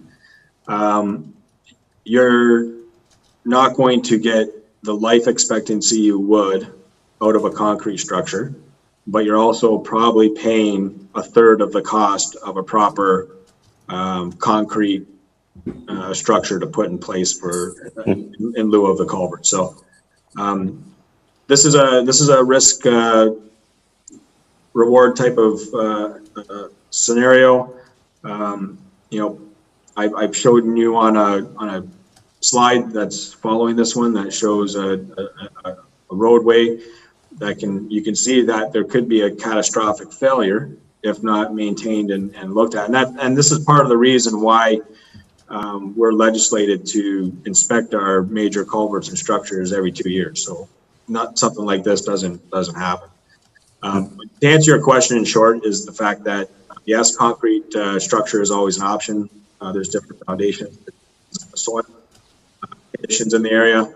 And we've found recently that a cost-effective way of handling this is to take innovative approaches with respect to new materials and replace the existing culverts with new culverts. Any other comments, Councilor? Yes, thank you, Director. I went through a pile of culverts out on Weber Road the other day, and they were all rotted out at the bottom like that. And I accept that concrete's going to be much more expensive, but I'm glad you're looking at alternatives, because 70 years is not that long a time or 50 years is not that long a time for something like that. The second part of my question, Director, was when you're doing the roads and the shoulders of the road, and there's some places where the roads have cupped and the water's lying there, and I believe you said at one other meeting that you had a program to shave down the shoulders so that the drainage improved. Could you comment on that as part of the issues we have with our roads? Yes, through you, Mr. Mayor, to answer the councilor's question. Yes, this is an issue we have in our rural areas. The sand and salt and builds up on the edge of the roadways, and you don't have proper drainage. So you'll see in a couple more slides when I start talking about Effingham Road, you'll see that the edges of the roadway have failed. And again, I know the mayor had brought this to my attention as well. This is a result of the roadway not draining properly. So as part of our road maintenance operations, we need to maintain those shoulders to allow the water to get off the road properly, so it doesn't sit on the road, it gets to the ditches. And when we reconstruct the road, especially in a rural setting with a surface treatment, the normal practice is to go through and leave the material in place and pulverize it, regrade it, the material that's there, and then build on top of it. So you're usually, when you reconstruct a road with surface treatment, you're usually raising the profile and then coming back in to properly shoulder and so you can get the drainage off the roadway. So it's something we are aware of and we know we need to maintain. Yes, and how through you, Mr. Mayor, how many kilometers did you correct that, or meters did you collect with that? I think you had a number the last time we spoke. There was, out of the 240 kilometers, I think you mentioned there was some number, some absolute number you had for the amount that you corrected there, because I think that was really beneficial to the roads in the rural parts of the town. Through you, Mr. Mayor, I don't have that number off the top of my head. I apologize, Councilor, but I can definitely get that information for you and try to get you that number. Thank you. You can blame pilot error for my lack of remembering myself, so. Any other comments, Councillor Olson? No, thank you, Mr. Mayor. Okay, thank you. Do you want to continue on with your presentation, Director? Yes, thank you. So this is a project that's been ongoing since I've started here. We've gone through a number of different reports to council regarding Sulphur Springs Drive. As council is aware, there's two areas that have failed. We came back with a report to council following our RFP for our design build assignment and requesting additional funds in the amount of $170,000, which with prior approved funding of $550,000 would bring a total project budget to this project of $720,000. So that was brought before council, that was approved, and that assignment has been awarded to Duffin Contracting. And they are currently in the process of completing the engineering work and some of the environmental studies that are required to gain permits and approvals to proceed with the work. And we're hoping to move forward with construction in July of 2021. Excellent. Next slide. Pelham Street South. So we touched on this project. This is phase 2 of phase 4. This section basically runs from the whole project itself is from College Street down to the south limit, which is about 150 meters south of Quaker Road, for a total length of about 2.5 kilometers. The total estimated project cost is in the order of $9 million. And as previously stated, we've received $4.2 million in funding from the ICIP Rural and Northern Stream funding opportunity. So 1.7 million from the provincial government and 2.5 million from the federal. Next slide. So there is an error on this slide. Bullet number 3 says reconstruction will include improved drainage and will eliminate flooding issues on College and Emmett. So that was for phase 1. So that project was approved as part of the 2020 capital budget. It was tendered, designed and tendered and awarded to Rankin Construction. They are currently in the construction phase. They anticipate to be substantially complete by the middle of December of this year, with final paving and landscaping work to be completed in the spring. So phase 2 leaves off from Port Robinson Road intersection, so just to the north of the intersection on Pelham Street, and extends approximately 750 meters south to just past John Street and Pancake Lane. This project will, again, improve safety for all roadway users. It will provide concrete sidewalks on both sides of the road. It'll include a complete urbanization of that section of road, so there will be curb and gutter. And that will in itself help to alleviate major flooding issues that we are now experiencing on the east side of Pelham Street during significant rains. So the total capital cost to complete phase 2 is approximately $3.9 million, of which I believe $2.8 million is funded through the ICIP grant. So that's that'd be the major project to be undertaken next year. And sorry. A question, perhaps, if I could, Mr. Director, is as will we be redoing the street lighting? And if we are, will we be using LEDs? Or is this? Go ahead. To you, Mr. Mayor, yes and yes. We will be redoing the street lighting along that section of road, and we will be converting the lights over to LED lights. Great, thank you. Any other questions? I'm sorry, I don't mean to interrupt you.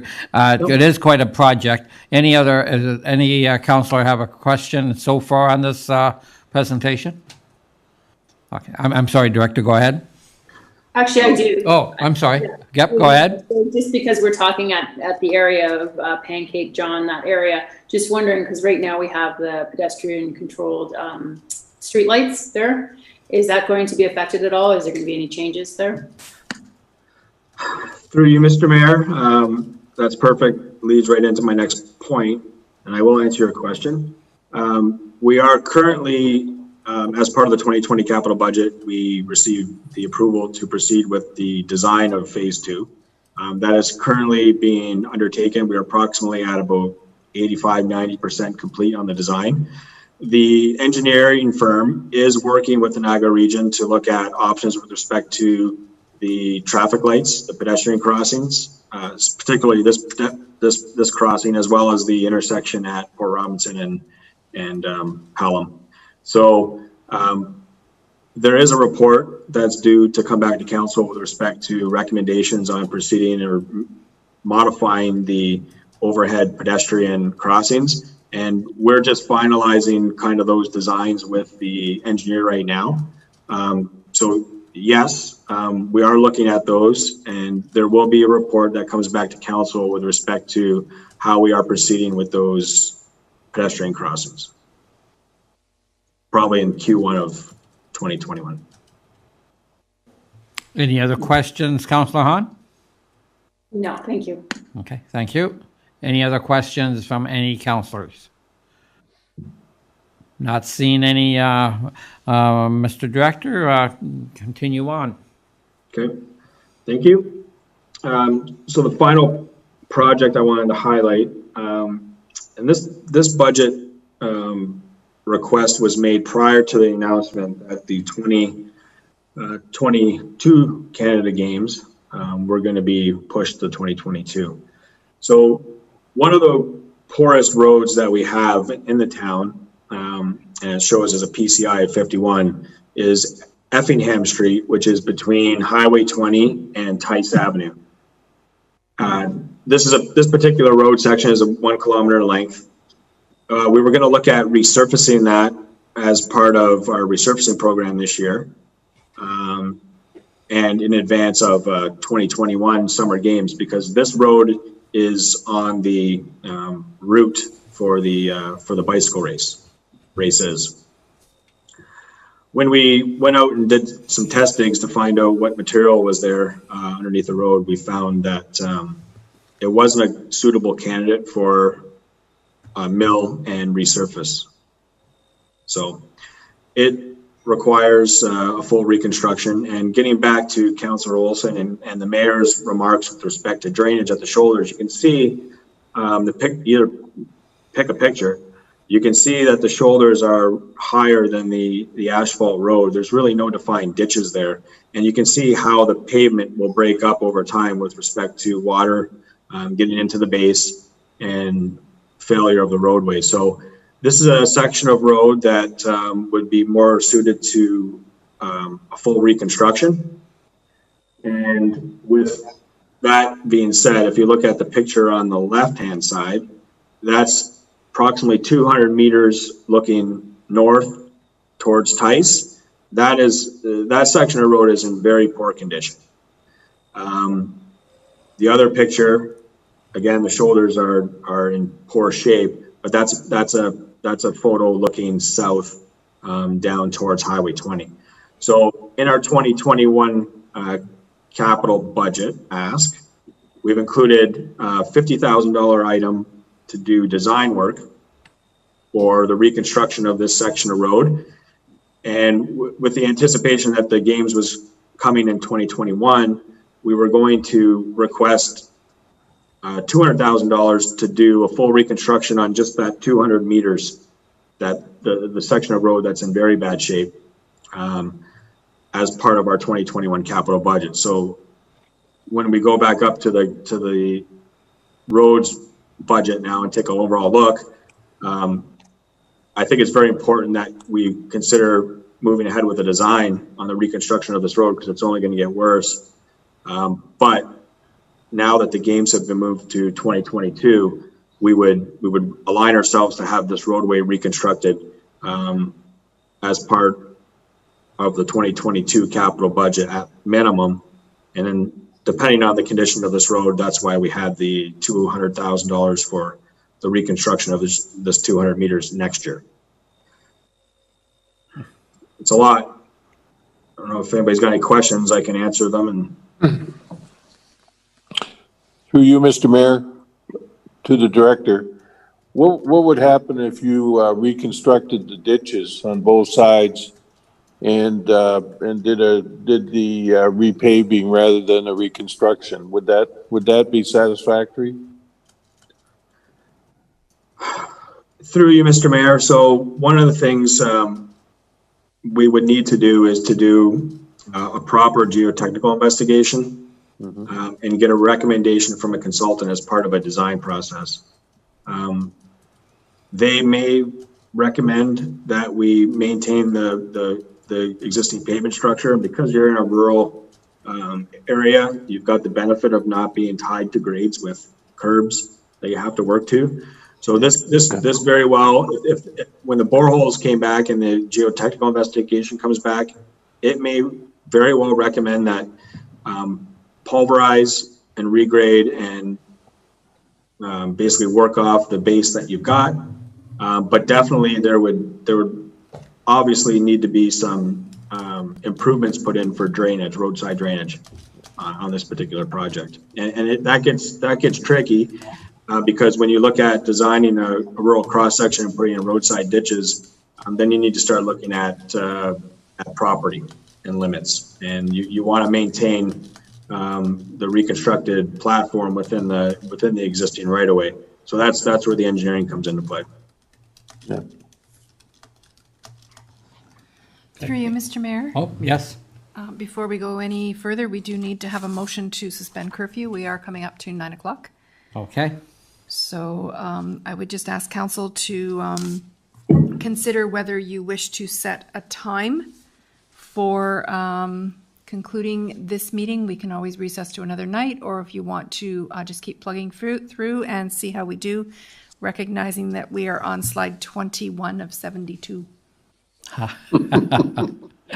So the question then, council, as the clerk has stated, we're on slide 21 out of 72. We are at 2 minutes to curfew.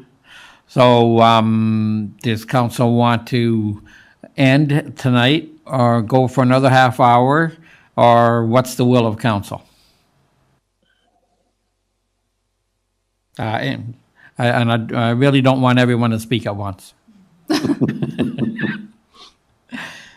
Councilor Wink, what's your feelings on this? Yeah, I wouldn't mind going another hour. Okay, thank you. Councilor Stewart? So with knowing that, we would then have a motion by Councilor Wink that the rules of procedure as contained in the Town of Pelham procedural bylaw be suspended, and that the specified meeting curfew time of 9 o'clock be and is hereby waived, and that the meeting continue until a set time of 10 p.m. or if the agenda concludes, whichever comes first. Okay, so we'll vote on that without going to any other councillors. We'll just vote on this motion put forward by Councillor Wink that we extend the time for another hour or until we're done, whichever comes first. Any comments or questions on that before we call the vote?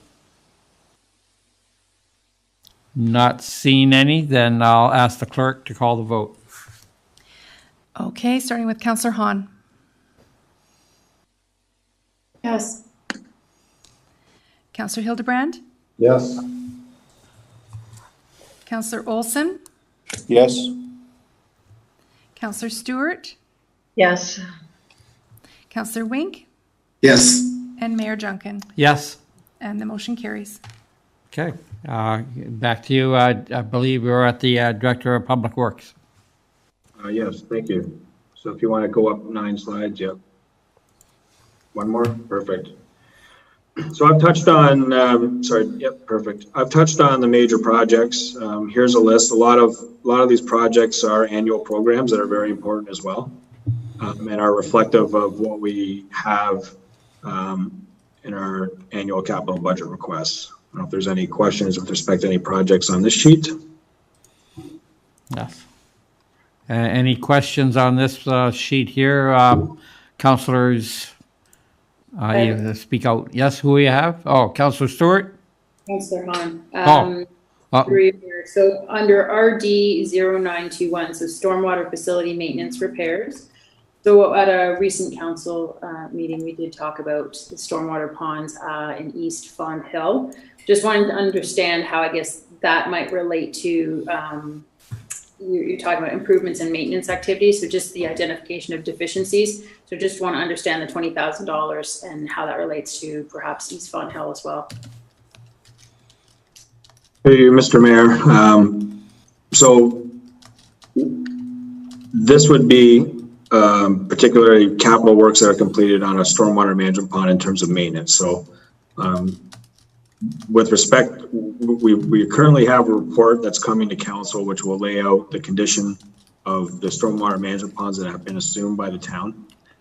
This is a budget number that's been, placeholder has been put in to do dredging type work, minor maintenance to the stormwater management ponds. I don't have an exact detail yet on what that $20,000 would be spent on, but it is a very minor amount, and then we would report back to council on as part of that report that's coming on stormwater management ponds, which would identify our maintenance responsibilities. Okay, so further to that then, so what we talked about, the pond that's at 20 and Rice, that's over and above this. So any consulting work or investigation work that needs to be looked at that pond, that's over and above this 20. This 20 exists irregardless of the other, right? Is that what you're saying? Yes, through you, Mr. Mayor, that is correct. Okay, and one other question. Under RD 1121, which is the easement for Station Street storm outlet. So just so I want to understand this, is that something, it says the project is required in order to obtain an easement for the storm sewer outlet. Reconstruction project forecast 2023. Is this not something the developer then, so if this is the extension of Station Street, so this would be running along the trail then, and would be on the east side of Steve Bauer Trail, leading to a stormwater pond of some sort, it sounds like. Is that not something the developer would pay for then, ultimately? Through you, Mr. Mayor, actually, no. The Station Street extension that's going to be south of Port Robinson Road would be, that's related to the developments in Kunda Park area and south of Port Robinson Road. This particular easement is required for the reconstruction of Station Street between Port Robinson and Highway 20. So that storm, when we right now the ditches are in place on that road, so it's a semi urban cross section. When we reconstruct Station Street, we will be urbanizing that section of road and putting in a new storm sewer system. And the outlet for that storm sewer system is actually closer to Highway 20 and then runs in behind the Sobeys grocery store and outlets into the channelized, natural channelized ditch that's there in East Fond Hill, out to the stormwater management ponds. Thanks. Have the My Stuffed Bags Foundation, giving children who felt great loss something to hold on to. Any other questions? Excuse me, Councillor Hildebrand. I believe Councillor Stewart. I think you were next. Did you have a comment? Yes, I did, but Councillor Hahn addressed the issue. Okay, thank you. Okay, Councillor Hildebrand. For you, Mr. Mayor. To the director, I'm continuing on with this RD 1121 and the Station Street reconstruction. And I know what's you've talked about for this coming year, but I want to move a step forward and I want to move a step backward, because when you go on to 2023, you got $1.2 million for road construction of Station Street from Port Robinson to Highway 20. Now, the question I want to ask is that still the traffic circle in there at Summerside in that budget? Thank you, Mr. Mayor. So there are two projects to reconstruct Station Street. I think the order we're going to tackle that. It's in the forecast to tackle that in 2 phases. So just to be clear on that, the project will be more along the lines of $2.5 million to complete the whole reconstruction. The project was designed to include a traffic circle. It was this council's wish not to proceed with the advanced construction of that roundabout.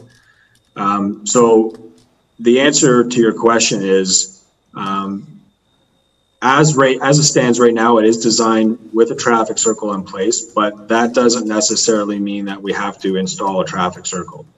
When we reconstruct Station Street, which is slated for 2023, I believe in 2022, we'll be looking for some additional design dollars to finalize that design, which would include the proper intersection at Station Street and Summerside. So no, it doesn't mean that we're moving ahead with construction of a roundabout particularly.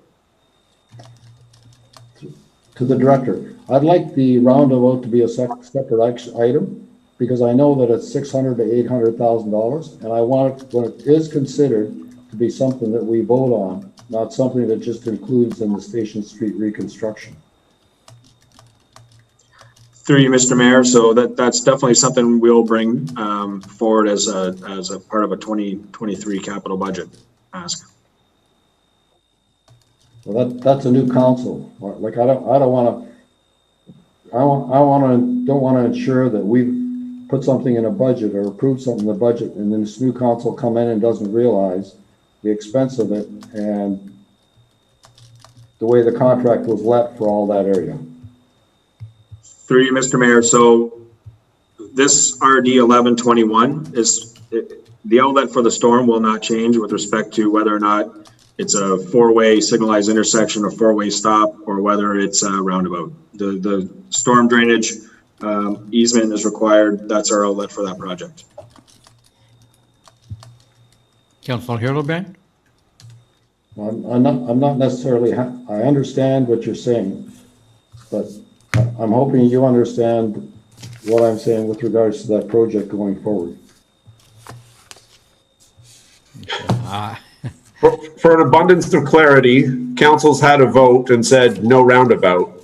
Staff cannot take a course of action that will result in a roundabout. We're obligated to respect that.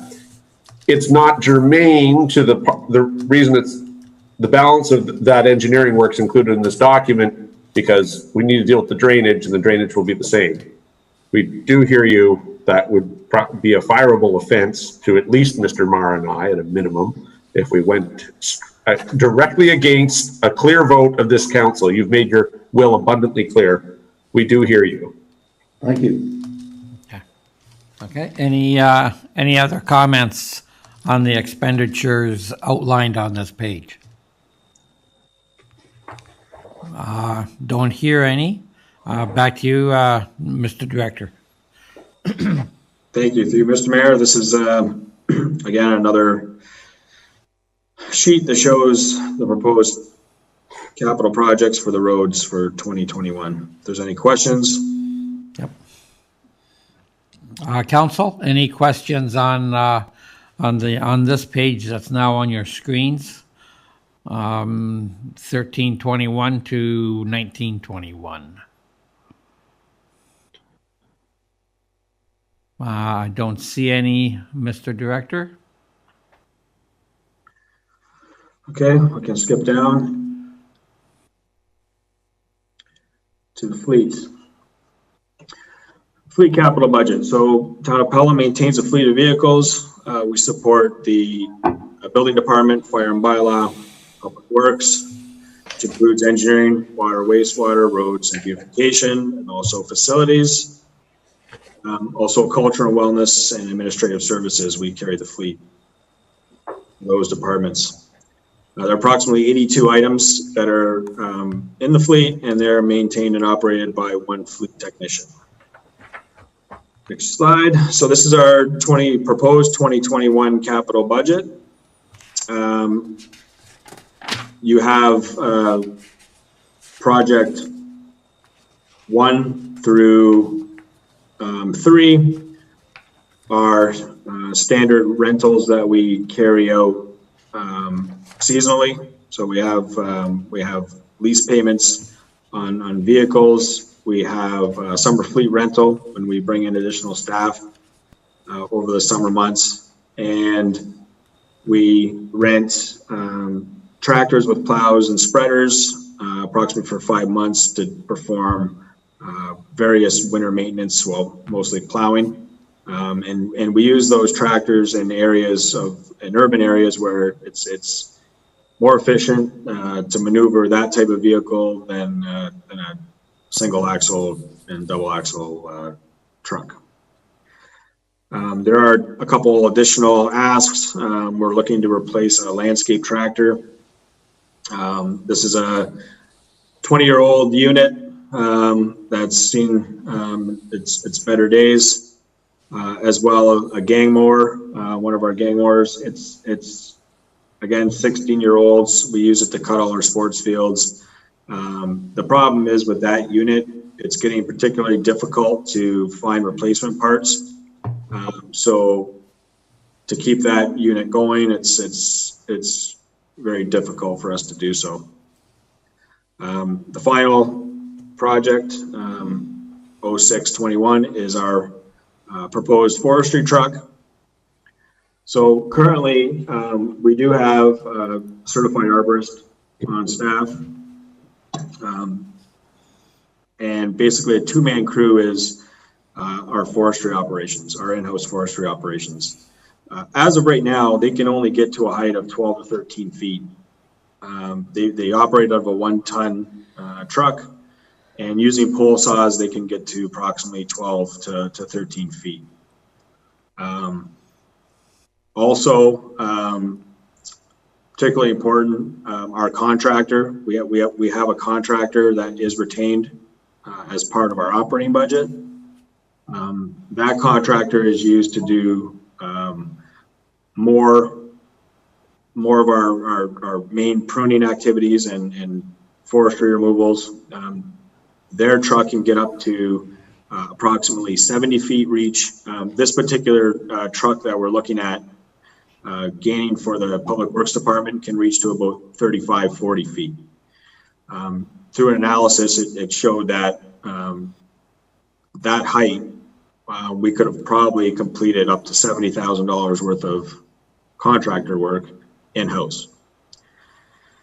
One of the important things and things to note is that currently the forestry unit is operating with a 1-ton truck. The roads department has a 1-ton truck which has over 250,000 kilometers on it. It's very old and is in need of replacement. So what we had planned on doing is bringing in a proper truck, forestry truck, which would allow our staff to access more of the trimming and pruning and maintenance, tree maintenance. It would be more of a vehicle that would allow them to respond more efficiently and effectively to requests. Because right now, we receive PSRs, and Public Works, I did some background checks. We receive about 800 PSRs in Public Works. About half of those are tree related. Right now, the way it stands, we put together a group of work, and then we'll call our contractor in. So to make it as efficient as possible. So what that does, what that results in is basically the turnaround time from receiving a complaint to it actually being serviced is sometimes in the order of 2 months with the contractor. And we feel that we can get a lot of the work completed using a piece of equipment such as this within a period of about 2 weeks. So we'll be able to respond a lot quicker and more efficiently than our contracted services can. So the idea is that we would bring in a proper forestry truck, and then we would move that 1-ton truck that they currently use to replace the Ford F-350 that's in the roads department, which is really in need of repair. So in the event that we don't move forward with a forestry truck, then the recommendation is that we move forward with at least $100,000 of that budget for the purchase of a new 1-ton truck for our roads department. Okay, excellent. Before I open up the council, and before I'll let council, the other members talk about the proposed forestry truck, when we lease something, whether it be for summer or for the winter period, from 1 year to the next, that's always that we get new when we finish a lease and go to the next year, we don't get that same tractor back again, do we? It's a new vehicle or a new tractor. Am I right there? Through you, Mr. Mayor, I actually don't have an answer to that question. I don't know if I don't know if they give us the same vehicle, or the tractors are rentals. Yes. I would assume that they would be the same type of vehicle, and yes, I can confirm. My public works manager has said that we get the same vehicle, the same tractors. Oh, so we don't really, but because they're either rented or leased, we don't do any. We don't have to. If they break down, I hope that the lease agreement is that whoever we lease the equipment from, they're responsible for the breakdowns. With our tractors, yes, that's correct. Okay. Okay. Thank you. I did confirm as well that the trucks that we lease, they are new leases. Oh, okay. They're not the same vehicles, but the tractors that do the plowing. Yes. Are. Okay. Thank you for that. Open it to council then. Any questions to the director on this page? And we'll start with Councillor Stewart. Yes, thank you. Through you, Mr. Mayor. Forestry truck, that's a big ask.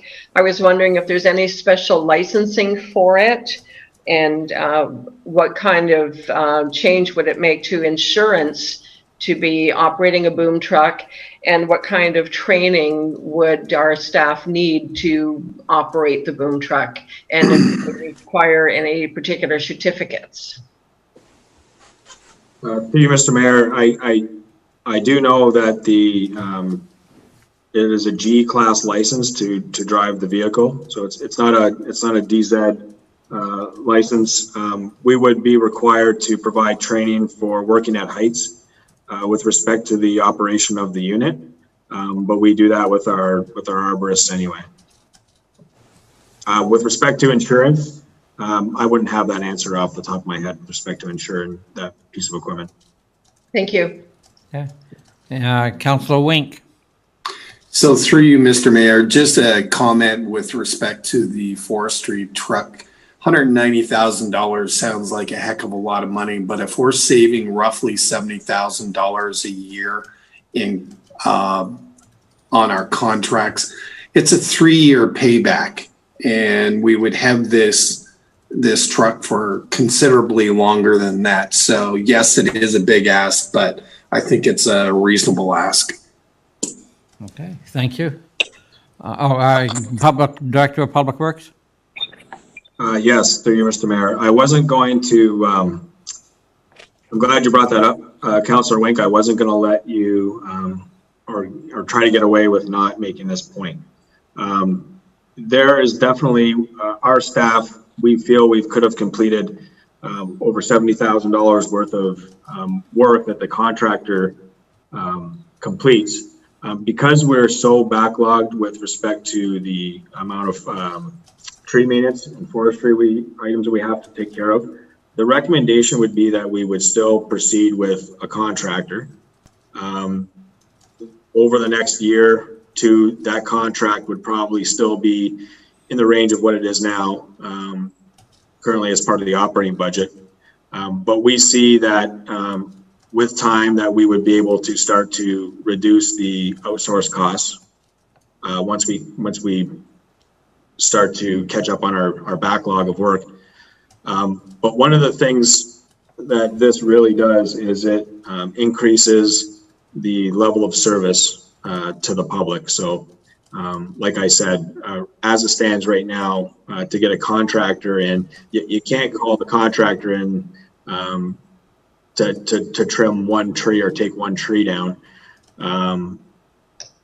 We try to work with economies of scale and get work programs in place for our contractor to come in and be as productive as possible. But this piece of equipment would definitely give us the ability to do one-offs, react quicker, and we feel that our response time, unless it's a direct emergency that we need to get there right away, which we could, this will improve our response time and should be able to complete the work within 2 weeks of the service request coming in.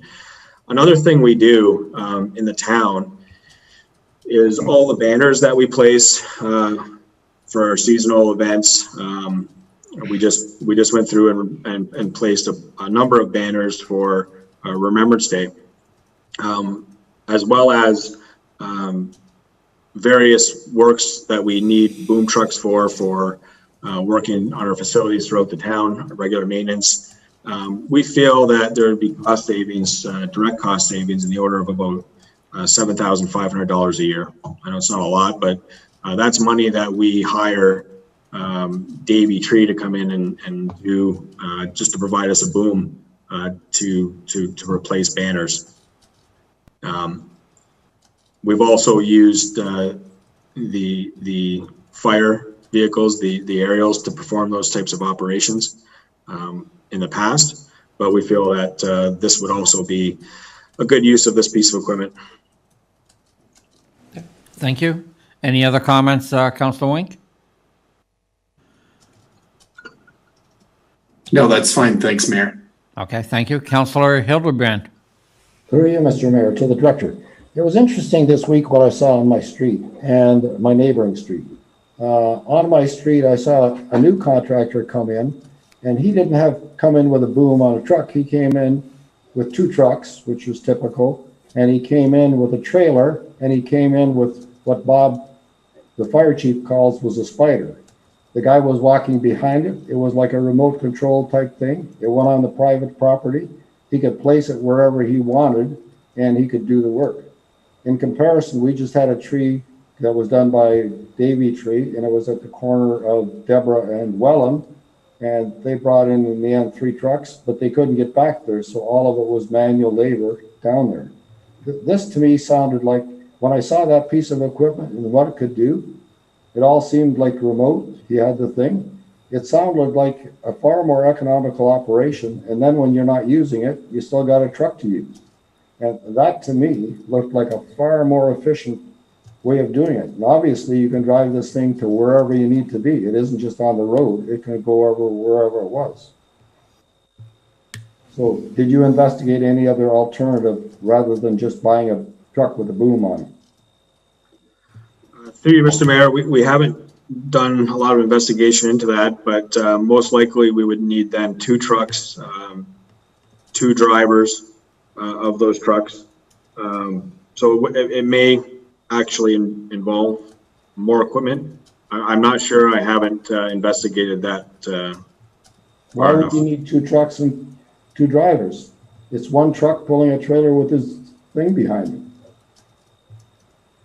Through you, Mr. Mayor, this is something that we could look into.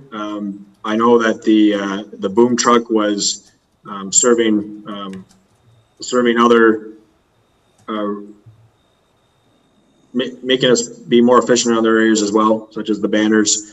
And safety issues. I know that this is a forestry truck that our arborist has used in previous work, and right now they're not set up very safe with respect to the truck that they have.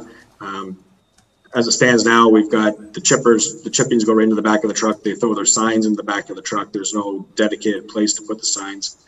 We feel that this forestry truck is a proper truck to do the work. And as Public Works, if we're getting 800 PSRs and half of those are tree related, that really says something with respect to the tree canopy within the town and what the residents think about the maintenance of that. And quite honestly, it's very difficult to be able to service that and provide that level of service when we don't have that proper equipment. The Spider, I haven't looked into in detail, and that's something that we could do. Because really, we're still recommending buying a truck and this a piece of equipment. It's just not hooked onto the truck itself. To me, these guys were far more efficient than the other. So if that was the case, and we wanted to provide the forestry equipment crew with a Spider, then we still have to look at getting a truck. I have to replace that Public Works truck. That is one that is actually in dire need of replacement. I'm not disagreeing. Yeah, if I can, I think that's I think it's an option.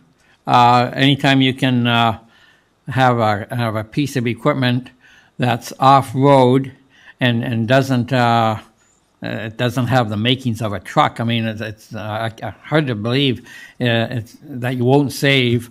You probably could indeed get the boom from the Spider and then have a 150 truck or a new truck, that 350 truck, I guess you're talking, to pull it to the site, and then at the next day you've got a 350 truck that you can use on any other job. I agree with Councilor Hildebrand. It's definitely worth a look to see what the Spider's capabilities are, and the cost of that, plus just a straight 350. Any other councilors have any comments on that?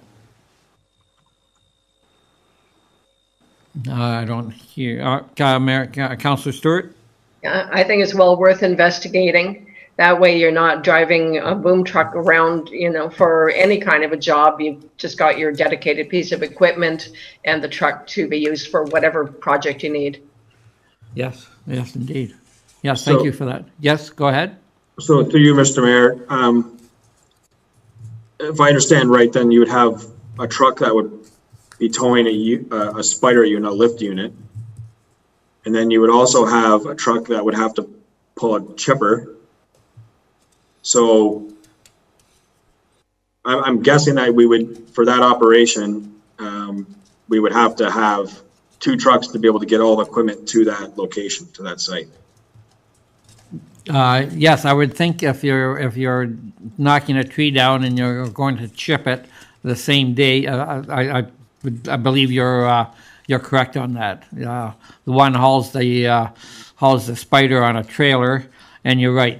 You would have the other truck would have to pull the chipper, but I believe. Can you pull the chipper behind the boom truck, or would you need another truck anyway? May I offer some assistance, because we're way too deep in the weeds Yeah, you're here. right. Very clearly, council has some concern. Yep. Perhaps you could pass a motion directing us to bring more specific information back to council at the next night when the capital budget is to be considered on this. Pertaining to the Spider and alternatives, and maybe that will help assist making a decision at that point in time. Words of wisdom, Mr. Cieo. Indeed.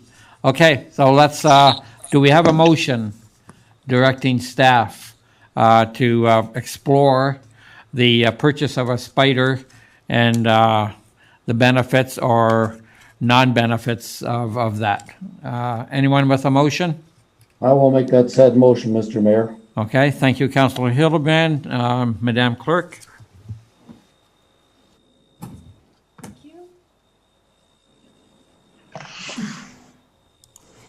Thank you, through you, Mr. Mayor. So for the vote to direct staff, we will start with Councillor Stewart, Yes. Councillor Wink, Yes. Councillor Hahn, Yes.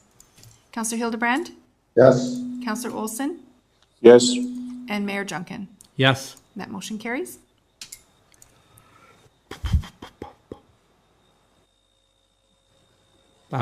Continue, Mr. Director? Certainly, thank you. Oh, Councillor Hildebrand has his hand up. Oh, go ahead. Through you, Mr. Mayor, to the director. With regards to rental of the equipment that I presume the equipment that's used for the park, cutting the park's grass and all that is rental equipment. Is that correct? Through you, Mr. Mayor, no, the tractor that we're looking at replacing, we own. The gang mower, we own. That being said, the gang mower is a unit that has seen its better day, and replacement parts are hard to get. So in the event that breaks down and we can't get parts, then that's something that we could rent. Absolutely. But right now, no, we own those pieces of equipment. How about all the small Kubotas you have in your fleet? We own those as well. Just a comment, the mowers that you have on those pieces of equipment are very small. Just a comment for the future. I have a comment as well through the mayor. With regards to rentals for the winter, the small vehicles we use for plowing sidewalks, is that part of the rental program? Through you, Mr. Mayor, no, that's actually a contracted service as part of the operating budget. So the contractor supplies those units. Okay, thanks. Thank you. Any other questions before the director moves on? Not seeing any? Okay, thank you. Moving on to cemeteries. The town operates a few cemeteries around town. Fawn Hill Cemetery, Hillside Cemetery. We do full burials there. We maintain grass cutting, clearing, snow clearing, mowing in the summertime. And we perform ground maintenance only at the Mellor Road Cemetery site. So there's the three. So the capital budget is to put in some emergency lighting in the maintenance shop at the Fawn Hill Cemetery, just at the exit doors. That's something that we would do in-house. Okay, thank you. Any questions, comments on that expenditure? Not seeing any, Mr. Director. Thank you, Mr. Mayor. Moving on to wastewater. This is again a slide that I've shown over the years. This was a study completed in 2017, and basically it was a model done of our wastewater system. And the main, I guess, bottlenecks in our system are in the area and around the Hurricane Road pumping station, and the area out in Fenwick, East Fenwick. So there has been 2 capital projects brought forward as part of previous budgets, Foss Road and Church Street. The replacement and upsizing of those sanitary sewers. Those projects are in progress. They are still in the design phase. And we're hoping to get some clarification with respect to crossing the railroad at those 2 locations and coming up with a viable design so that we can install that sanitary sewer system. Currently, we have closed tenders, and we are in the process of completing the sanitary sewer diversion at Summersides and Station Street.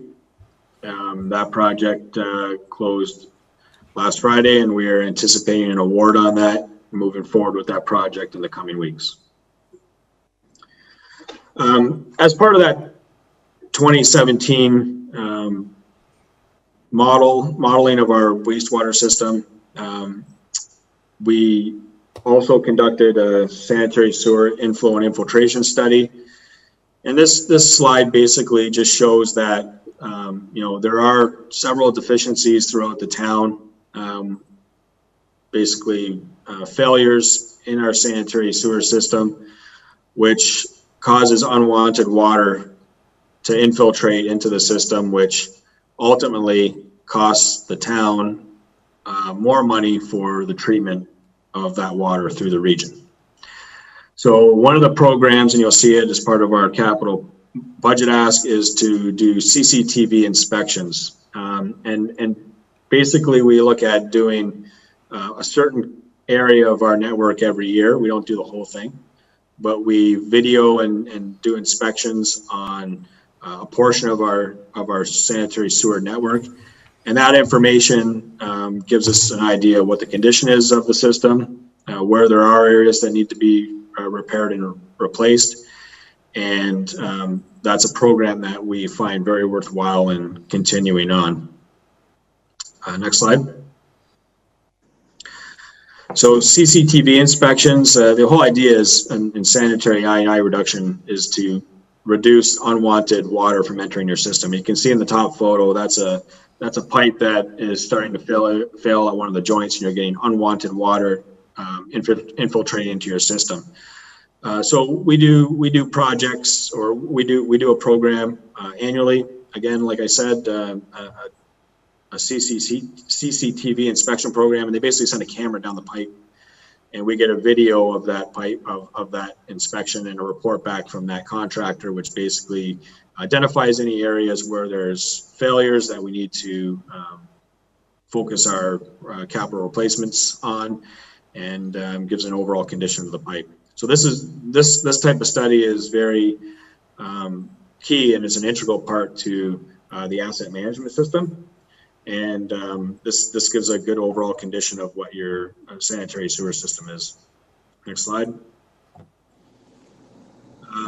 Some of the other programs that we do as part of our sanitary I&I reduction program is to do concrete isolation manholes. So around our storm sewer systems and sanitary sewer systems, you can see the top picture on the left-hand side shows a road with a standard catch basin frame and cover. And what happens is over time that starts to settle and the road starts to deteriorate around that manhole, and then you start getting unwanted water into your system. So standard practice, especially on our main arterial roads where they receive heavier volumes of traffic, is we go back in after and core out an area around that manhole and basically pour a concrete ring to prevent that failure of that catch basin or manhole lid, and prevent unwanted I&I.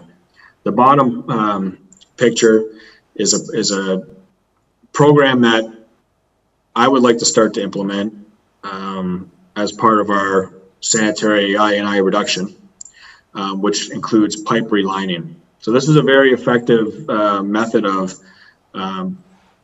going in and rehabilitating a sanitary sewer system with trenchless technologies. You basically can go in and reline a whole sewer shed of pipe without actually even excavating the road. It's a pretty slick process, but the I&I reduction programs are key. Putting in the concrete isolation manholes, performing your CCTV inspection so you know your condition, and then performing spot repairs on sanitary sewer systems that have failed. Next slide. So this is our wastewater capital budget. WST 0121 is our sanitary lateral replacement program. This is where we have an issue with a backup and it's found to be on town property. we identify that there's a lateral that needs to be replaced. There's usually 3 or 4 of these a year that we do. And so we usually carry an annual budget of about $80,000 for that. Again, like I said, the CCTV inspection program, I think last year we spent $100,000. This amount of work will get us about a third of the town's network. So every 3 years we will get through our whole system and be able to update the condition of our pipes.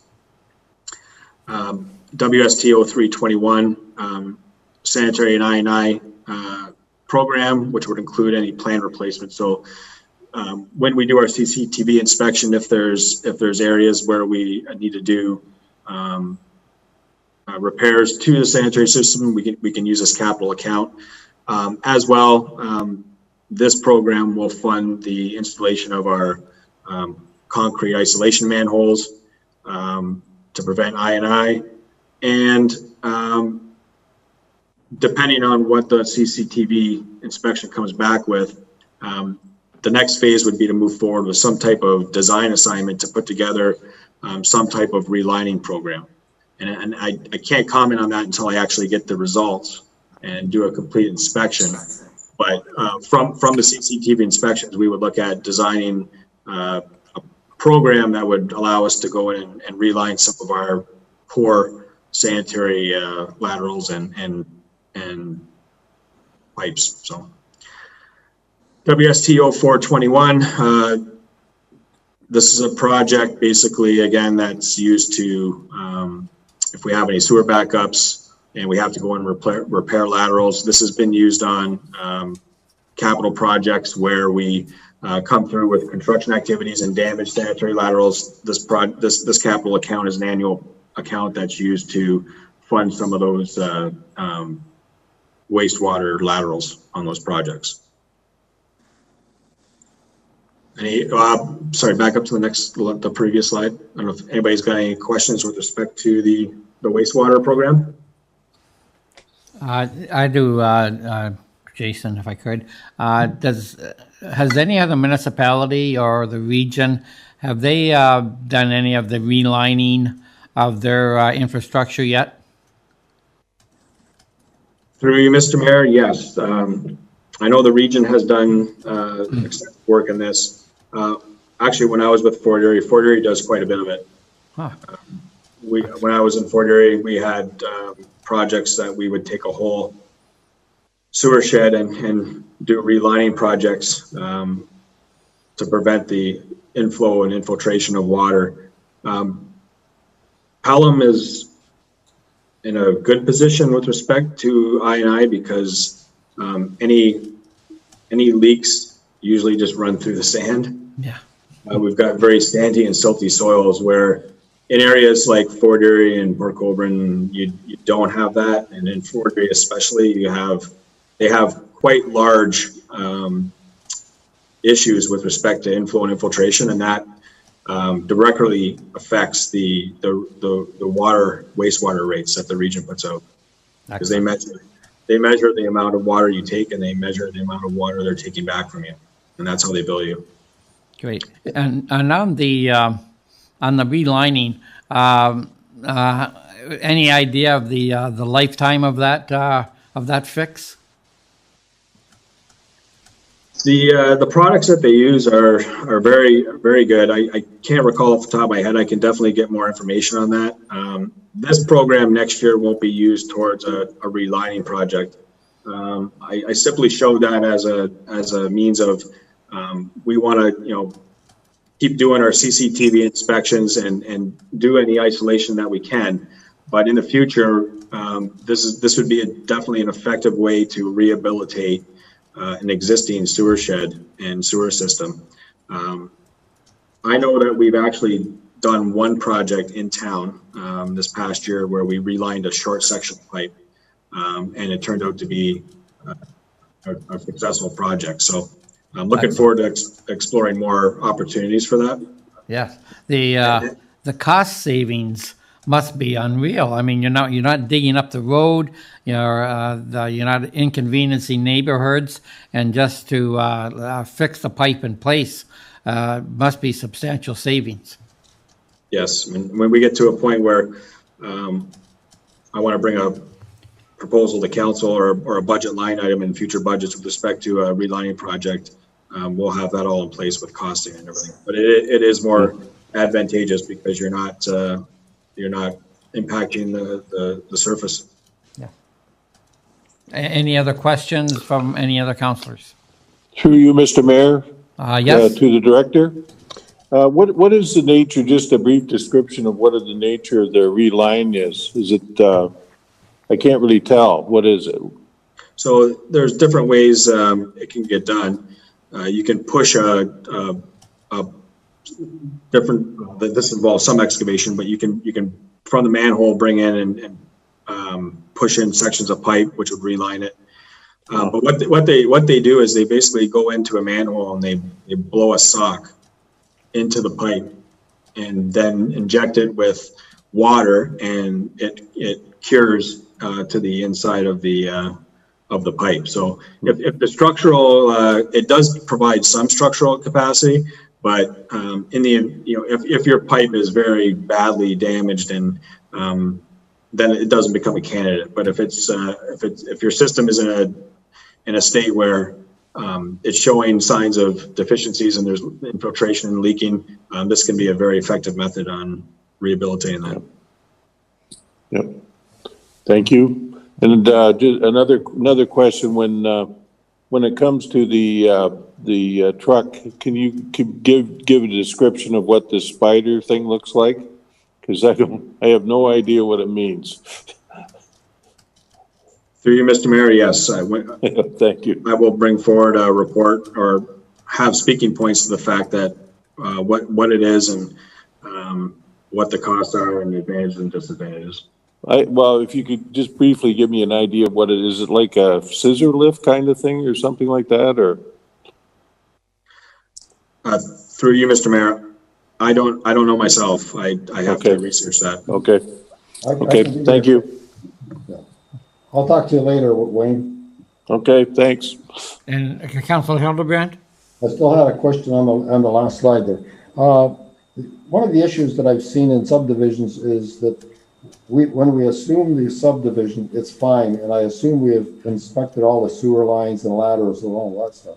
But I've seen recently a lot where when the house was connected to it, the lateral was all plugged. So obviously it was a contractor error from way long ago. How do we ensure that those sewer lines are free when we accept the subdivision, or how does that occur?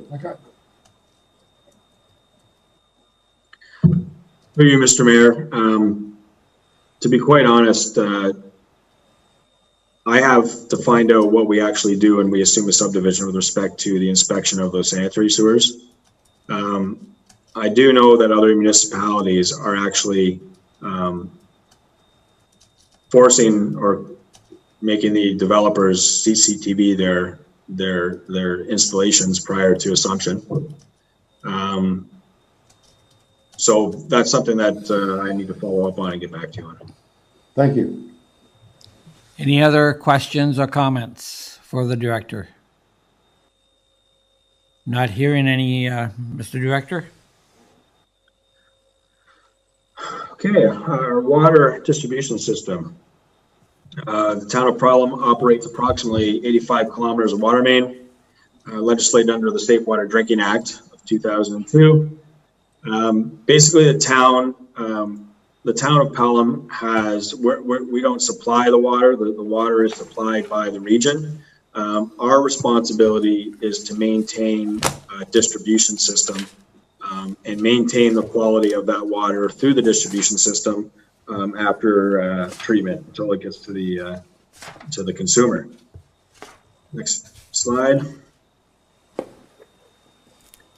So we are legislated to maintain our water system. We have a drinking water quality management system that's in place. I know this council has been presented on that and is well aware of the duties and responsibilities associated with that system. We have some annual programs that we do.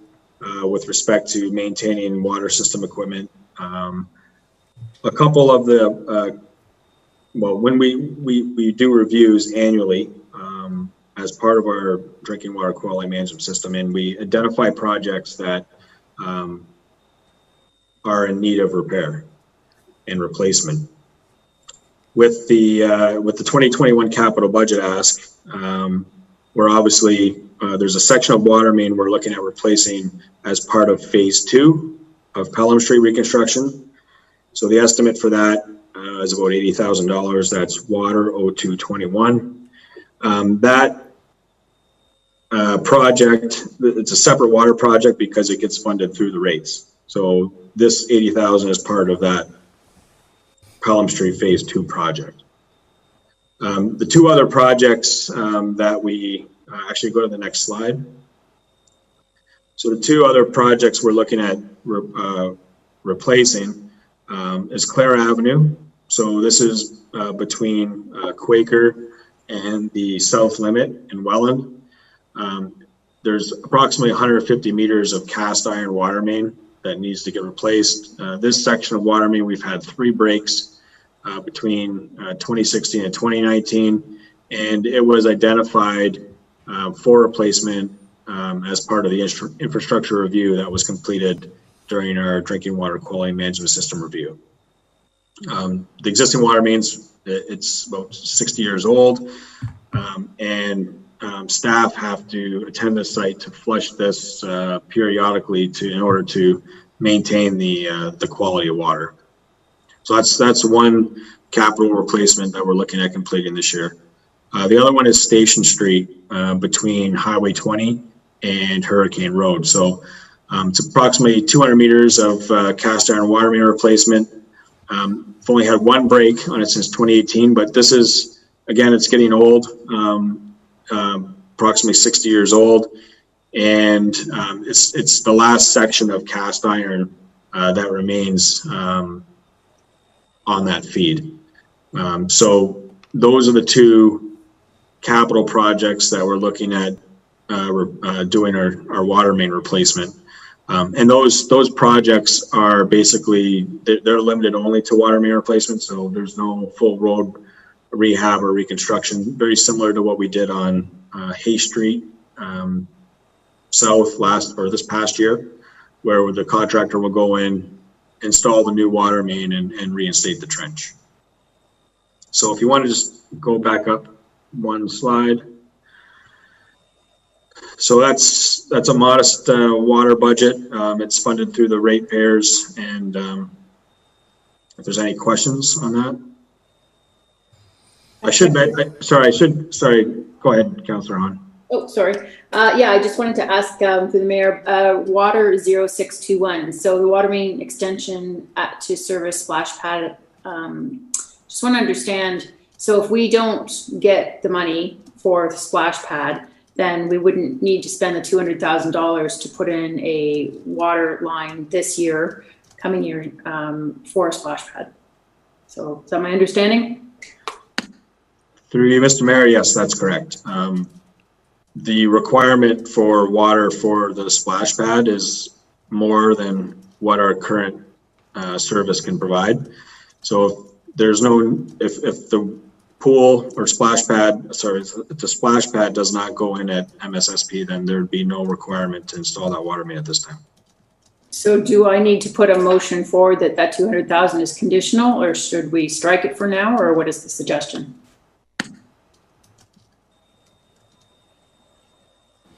Mr. CAO? I think we end up treating it in similar, oh, sorry, lost it. I switched over to my phone, my computer died. We probably should treat this in the same manner as we plan to treat the fire truck, or the chief's vehicle, which I thought was past conditional as well, unless memory serves correct. I don't know. Was it? Oh, yes, it was. Okay. So, Madam Clerk, is that what we will proceed with? So if the councillor is making that motion, yes, we can proceed with a vote on that project. I just need to see it. WTR 0621 would be conditional on approval or funding for the splash pad. Okay. Any conversation on that motion? Actually, further my question. So just so I understand, so the funding though that we've asked for the actual splash pad itself doesn't take in the 200,000. So in other words, the 200,000 would be on us irregardless. That's not part of the grant money that we asked for. Is that correct? Through you, Mr. Mayor, that's the way I understand it. Okay, so the splash pad would never have been 100% paid for anyhow. It would have always cost us $200,000. Well, there's no water service in the area that's proposed for the splash pad. So that would be a municipal cost. Councillor Hahn? I heard that, thank you. Okay. So any other comments on this before we have the clerk do the vote on the motion? No, don't see any. Madam Clerk? Thank you. Through you, Mr. Mayor, the vote will start with Councillor Wink. Yes. Councillor Hahn.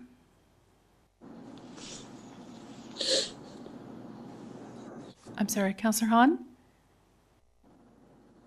Sorry, everything just went mute for a second. Yes. So okay. I'm saying yes to putting it in conditional. Correct. Thank you. Councillor Hildebrand. Yes. Councillor Olson. Yes. Councillor Stewart. Yes. And Mayor Junkin. Yes. Thank you. And Mr. Mayor, if you just want to take note of the time. Yes. We have 3 minutes left to go, and then we will be ending this meeting. Any other comments on this page that's on your screen right now? Not seeing any, Mr. Director? Thank you, Mr. Mayor. At this time, I would like to turn it back over to the treasurer. Okay. Yeah. Through you, Mr. Mayor, in looking at the time, do you want me to stop or continue with, there's 3 more slides for capital, and then the next 2 sections, which we won't get into, it deals with debt, debentures, and reserves. So do you want us to finish the actual capital items? Yes, let's do that. Let's try to get that done. Thank you. So if there are any questions pertaining to this, the community planning and development, the director of community planning and development, Barb, can answer any of those questions. So council, any questions on the screen that you see before you now? Councillor Hildebrand. Through you, Mr. Mayor, to the director. I believe that there's something very important missing that I, as a councillor, need, and it has to do with the town's official plan, because it produces a policy committing to ongoing monitoring and reporting to council to manage the impact of growth, and it's very specific with regards to, and I'm reading from my speech that I gave at the Strat-Pan meeting, it's very specific to intensification, and it calls for us to have a yearly report. Monitoring program will be reported to council on an annual basis and will be analyzed at the time of the 5-year official plan. Now, I've been in council for 2 years. I don't know when the last time this has been done. I've talked to 2 other communities today who are in similar size, and they get this type of report. So to me, this is something that has to be included in the budget, and if we're not going to increase the budget, then something else has to be removed from this. But if I'm to make decisions, planning decisions on intensification, I need the proper reports, because I need data to make these proper evaluations. I just can't do these approvals based on opinion that we need to intensify. I need the facts to be able to justify what I'm doing. what I'm asked to approve or not approve? Either the Director of Planning or the CAO. Director of Planning, do you want to tackle it?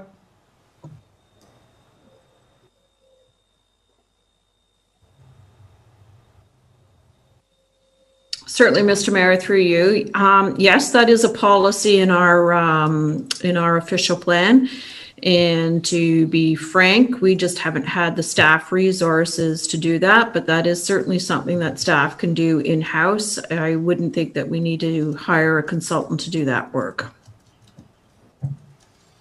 Okay, actually, I'm going to have to, we will have to continue this discussion on another night, ladies and gentlemen. It is 10 o'clock. We've reached curfew, so we will have to, the Madam Clerk will have to poll council and see when we want to continue the rest of the capital budget. Madam Clerk?